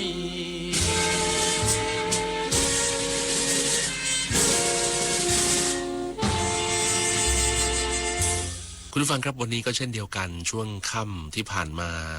มีกิจกรรมถนนดนตรีไลฟ์นะครับของสถานีวิทยุกระจายเสียงแห่งประเทศไทยโดยคุณพิญโยรุ่งสมัยเป็นเจ้าของรายการนี้มา30 ปีแล้วครับท่านผู้ฟังครับแล้วก็วันนี้มีศิลปินที่หลายคนชื่นชอบนั่นคือหนูมิเตอร์และบิวกัลยาณีนะครับมาขับขานบทเพลงตั้งแต่ช่วง 18 นาฬิกาที่ผ่านมาแล้วหลายคนได้ลงทะเบียนมาร่วมชมนะครับเป็นส่วนหนึ่งของถนนดนตรีไลฟ์ครั้งแรกในปี 2569 นี้นะครับคุณผู้ฟังบรรยากาศเป็นไปอย่างคึกคักและชื่นมื่นเลยทีเดียวครับหลายคนได้เจอตัวจริงๆได้บอกว่าโอ้ได้ยินแต่เสียงแต่ว่าวันนี้ได้เจอตัวจริงๆแล้วเสียงจริงก็เพราะด้วยนะครับบอกว่าอย่างนั้นนะครับก็ลองติดตามกันดูนะครับว่าถนนดนตรีไลฟ์ในครั้งต่อไปเนี่ยจะมีศิลปินคนไหนมานะเดี๋ยวทางรายการก็จะประชาสัมพันธ์ให้ได้รับทราบกันอย่างต่อเนื่องนะครับคุณผู้ฟังครับสามารถที่จะรับฟังกันได้ก็แล้วกันนะครับรวมถึงสาระอื่นๆเพลงเพราะๆจากเพลงประทับใจของเราด้วยครับ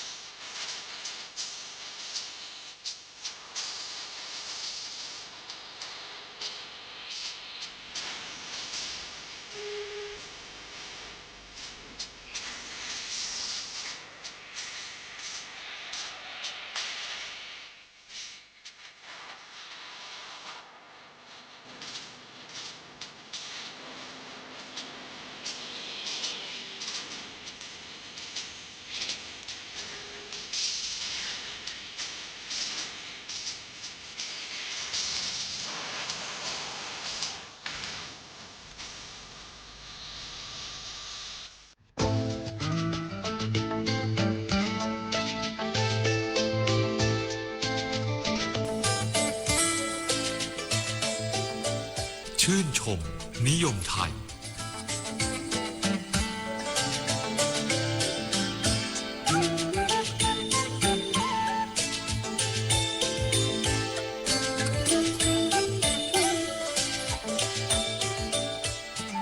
สวัสดีค่ะท่านผู้ฟังที่เคารพ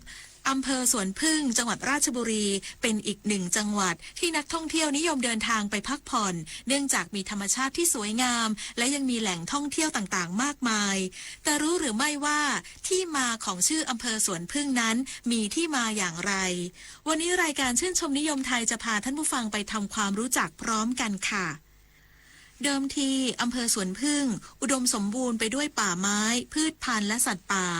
คนท้องถิ่นส่วนหนึ่งเป็นคนไทยเชื้อสายกะเหรี่ยงมีวิถีชีวิตเกี่ยวข้องกับป่ามายาวนานผลิตภัณฑ์จากป่าที่พบมากในบริเวณนี้ในสมัยก่อนนั่นก็คือน้ำผึ้งนั่นหมายถึงว่าต้องมีประชากรผึ้งและถิ่นที่อยู่อาศัยของผึ้งที่เหมาะสมคนสมัยก่อนเล่าว่าท้องถิ่นนี้มีต้นผึ้งอยู่จำนวนมากบนต้นผึ้งบางต้นพบว่ามีผึ้งทำรังอยู่มากถึง300รังด้วยเหตุนี้ในสมัยก่อนจึงมีการส่งน้ำผึ้งมาเป็นของบรรณาการในเมืองใหญ่ต้นผึ้งเป็นชื่อที่ใช้เรียกไม้ยืนต้นที่มีผึ้งชอบมาทำรังซึ่งจริงๆแล้วไม้ชนิดนี้คือต้นยวนผึ้งหรือต้นชวนผึ้งภาษากะเหรี่ยงเรียกว่าไหมซ่าเลียงเพราะบริเวณนั้นเมื่อก่อนมีต้นยวนผึ้งหรือชวนผึ้งอยู่มากจึงได้ตั้งชื่อชุมชนว่ายวนผึ้งหรือชวนผึ้งซึ่งต่อมาได้เพี้ยนเป็นสวนผึ้งนั่นเองค่ะสำหรับลักษณะของต้นนะคะต้นเป็นไม้ยืนต้นขนาดใหญ่ลำต้นชะลูดสูงถึง50เมตรโคนต้นเป็นพูนพองสูงเปลือกเรียบใบเป็นใบประกอบแบบขนนกชั้นเดียวหูใบเล็กมากยาว 2-4 มิลลิเมตรใบย่อยมี 7-11 ใบเรียงสลับเล็กน้อยใบมนกว้าง 1-2 เซนติเมตรยาว 3-5 เซนติเมตรหลังใบเกลี้ยงท้องใบมีขนนุ่มๆปกคลุมบางๆตลอดสำหรับดอกนะคะจะมีขนาดเล็กจำนวนมากกลิ่นหอมมีกลีบเลี้ยงและกลีบดอกอย่างละ5กลีบกลีบสีขาวมีขนาดยาวกว่ากลีบเลี้ยงเล็กน้อยมีเกสรตัวผู้5อันค่อนข้างสั้นฝังแบนรูปบรรทัดกว้าง1เซนติเมตรยาว 2-3 เซนติเมตรออกดอกเดือนมีนาคมถึงพฤษภาคมผลแก่เดือนกรกฎาคมถึงสิงหาคมตามสภาพนิเวศวิทยาขึ้นกระจัดกระจายอยู่ตามป่าดิบชื้นบนพื้นที่ไม่สูงจากระดับน้ำทะเลมากนักชอบพื้นที่ค่อนข้างชุ่มชื้นตามหุบเขาประโยชน์โดยทั่วไปใช้เป็นไม้ก่อสร้างภายในเนื่องจากเนื้อไม้ไม่แข็งแกร่งมากนักนะคะจึงเหมาะที่จะอยู่ในร่มหรือใช้ทำเฟอร์นิเจอร์ซึ่งจะมีระยะเวลาการใช้งานได้ทนทานกว่าที่จะนำไปใช้เป็นไม้ก่อสร้างภายนอกอาคารค่ะต้นยวนเป็นต้นไม้ขนาดใหญ่สูงมากดอกมีกลิ่นหอมตรงกับความต้องการของผึ้งจะพบว่ามีผึ้งหลวงรังขนาดใหญ่เกาะอยู่บนต้นยวนเป็นประจำบางต้นมีเกาะอยู่หลายรังจึงมีชื่อเรียกอีกอย่างว่ายวนผึ้งซึ่งผู้หาน้ำผึ้งขายมักจะหาน้ำผึ้งจากต้นยวนเสมอโดยจะพบว่าตามป่าดิบชื้นในที่ราบมีผู้ไปตอกทอยไว้บนต้นยวนแทบทุกต้นเพื่อปีนไปเอาน้ำผึ้งค่ะจากลักษณะเด่นดังกล่าวนะคะจึงควรที่จะได้มีการปลูกต้นยวนเอาไว้เป็นไม้ใช้สอยอเนกประสงค์หรือเป็นไม้สำหรับปลูกป่าเพราะเจริญเติบโตเร็วมีลำต้นเปล่าตรงและมีขนาดใหญ่รวมทั้งใช้เป็นแหล่งอาศัยของผึ้งหลวงอีกด้วยต้นยวนขยายพันธุ์โดยการเพาะเมล็ดค่ะสาเหตุที่ผึ้งมาอาศัยทำรังอยู่บนต้นยวนมากนั้นประการแรกนั่นก็อาจจะเป็นเพราะผึ้งได้อาศัยน้ำหวานจากดอกต้นยวนประการต่อมาก็คือต้นยวนมีทรงสูงคือชะลูดขึ้นไปแตกกิ่งก้านบนเรือนยอดด้วยสัญชาตญาณของผึ้งที่ถูกหมีขโมยกินน้ำผึ้งอยู่บ่อยๆผึ้งจึงหาที่ทำรังให้ปลอดภัยเอาไว้ก่อนนั่นเองค่ะที่ผ่านมาพบผึ้งชอบทำรังบนต้นยวนชาวบ้านจึงเรียกต้นยวนว่าต้นผึ้งหากพบว่าผึ้งมาทำรังมากๆบนต้นมะขามก็อาจจะเรียกต้นมะขามว่าต้นผึ้งก็เป็นได้นะคะท่านผู้ฟังคะเมื่อเที่ยวสวนผึ้งกันจุใจแล้วเนี่ยอย่าลืมที่จะไปทักทายต้นยวนหรือต้นชวนผึ้งหน่อยก็คงจะดีไม่น้อยสำหรับจุดที่ต้นยวนหรือต้นผึ้งยังหลงเหลืออยู่นะคะเมื่อถึงตัวอำเภอสวนผึ้งเลยที่ว่าการอำเภอไปแล้วให้เลี้ยวขวาไปถ้ำหินระยะทางประมาณ 6-7 กิโลเมตรค่ะถามร้านค้าหรือผู้คนแถวนั้น ก็รู้จักต้นยวนกันเป็นอย่างดีค่ะ ต้องขอบคุณที่มาสำหรับศิลปะวัฒนธรรมด้วยนะคะ หมดเวลาแล้วสำหรับรายการชื่นชมนิยมไทยในสัปดาห์นี้ดิฉันคณิษฐายิ้มดีต้องขอลาท่านผู้ฟังไปก่อนพบกันใหม่ได้ในสัปดาห์หน้าสวัสดีค่ะ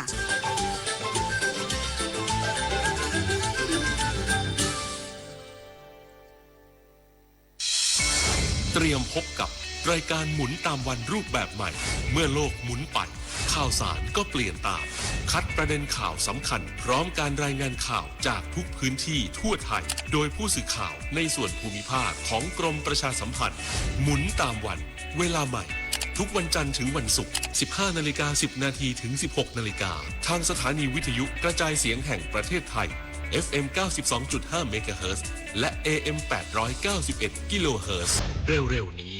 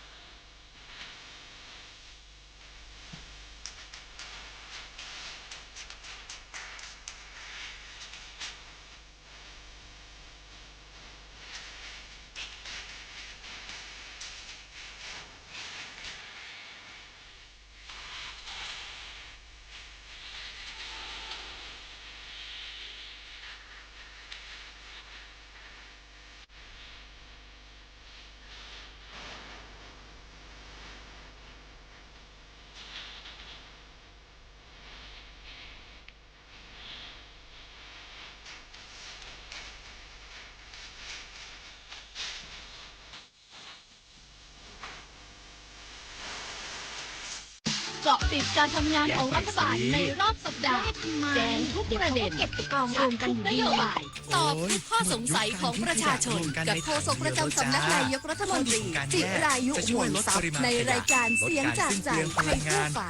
ทุกวันเสาร์หลังเคารพธงชาติเวลา 8 นาฬิกาถึง 8 นาฬิกา 30 นาทีทางสถานีวิทยุกระจายเสียงแห่งประเทศไทยและเครือข่ายกรมประชาสัมพันธ์มาร่วมเป็นส่วนหนึ่งในการแยกขยะกันนะคะ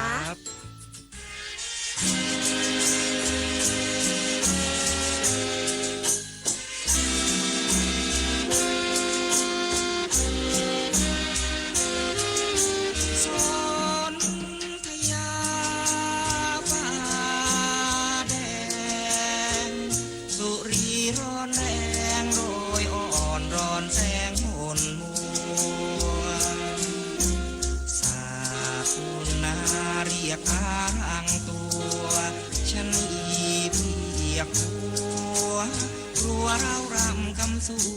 วนโอ้ชีวิตจิตใจมันหนาวเย็นเป็นไข้พิราบพรวนสิ้นตะวันสวงสันจะบานกันจวนเห็นล่างพลบพลางร่างนวลให้โวดหวนสวนสาวสิ้นแสงสิ้นสีสโลกแดงแฝงแดนใจเราสายันเลื่อมเงาลบลางสลาวจากห่วงหาพราวใจฟ้าแดงทันแปรเปลี่ยนแปลงแปลงไปตราบอาสันฉันยังฝันไปจูบแดนฟ้าอะไรฟังรอยรักใครฝากเธอ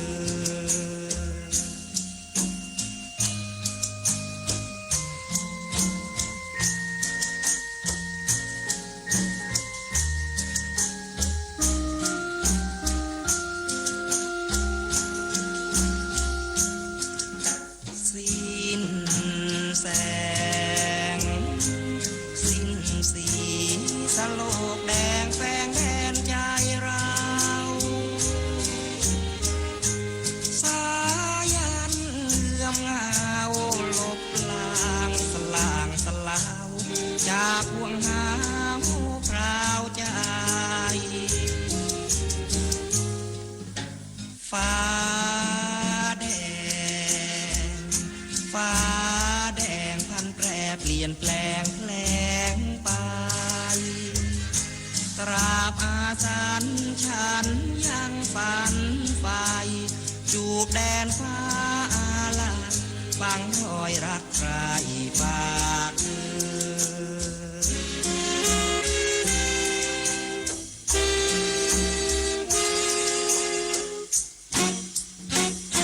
วันศุกร์แบบนี้ฟังเพลงเยอะๆนะครับสาระน้อยๆอีกอย่างหนึ่งเป็นรายการสุดท้ายของท่านผู้ฟังและของสถานีด้วยล่ะครับมาถึงช่วงสุดท้ายของเพลงประทับใจกันแล้วนะครับ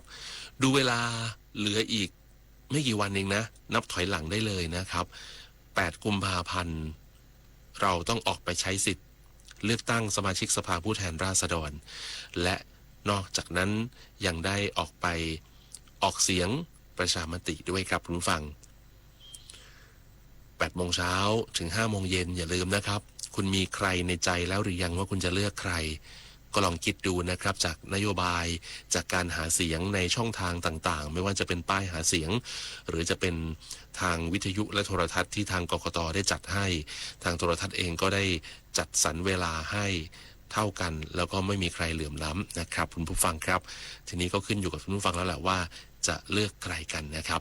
นอกจากวันที่8 กุมภาซึ่งเป็นวันเลือกตั้งทั่วไปและวันออกเสียงประชามติแล้วทางกฎหมายเลือกตั้งยังกำหนดให้วันที่1 กุมภาพันธ์เป็นวันเลือกตั้งล่วงหน้า ในเขตและนอกเขตในกรณีที่คุณติดภารกิจหรืออยู่อีกจังหวัดหนึ่งแต่มาทำงานอีกจังหวัดหนึ่งนะครับแต่เรื่องของการออกเสียงประชามตินั้นไม่สามารถทำได้ในวันที่1กุมภาพันธ์ต้องไปทำวันที่8กุมภาพันธ์เพียงอย่างเดียวเท่านั้นครับแต่ว่ากฎหมายก็ยังเปิดช่องให้สำหรับใครที่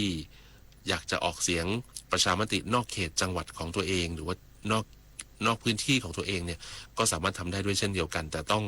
ลงทะเบียนไว้ตั้งแต่ก่อนหน้านี้แล้วรวมถึงการเลือกตั้งล่วงหน้าในเขตและนอกเขตด้วยอันนี้ย้ำเตือนคุณผู้ฟังเลยนะครับเวลาหมดแล้วครับเราจะกลับมาพบกันใหม่ในสัปดาห์หน้ากับรายการเพลงประทับใจขอบคุณที่ติดตามรับฟังนะครับสวัสดีครับ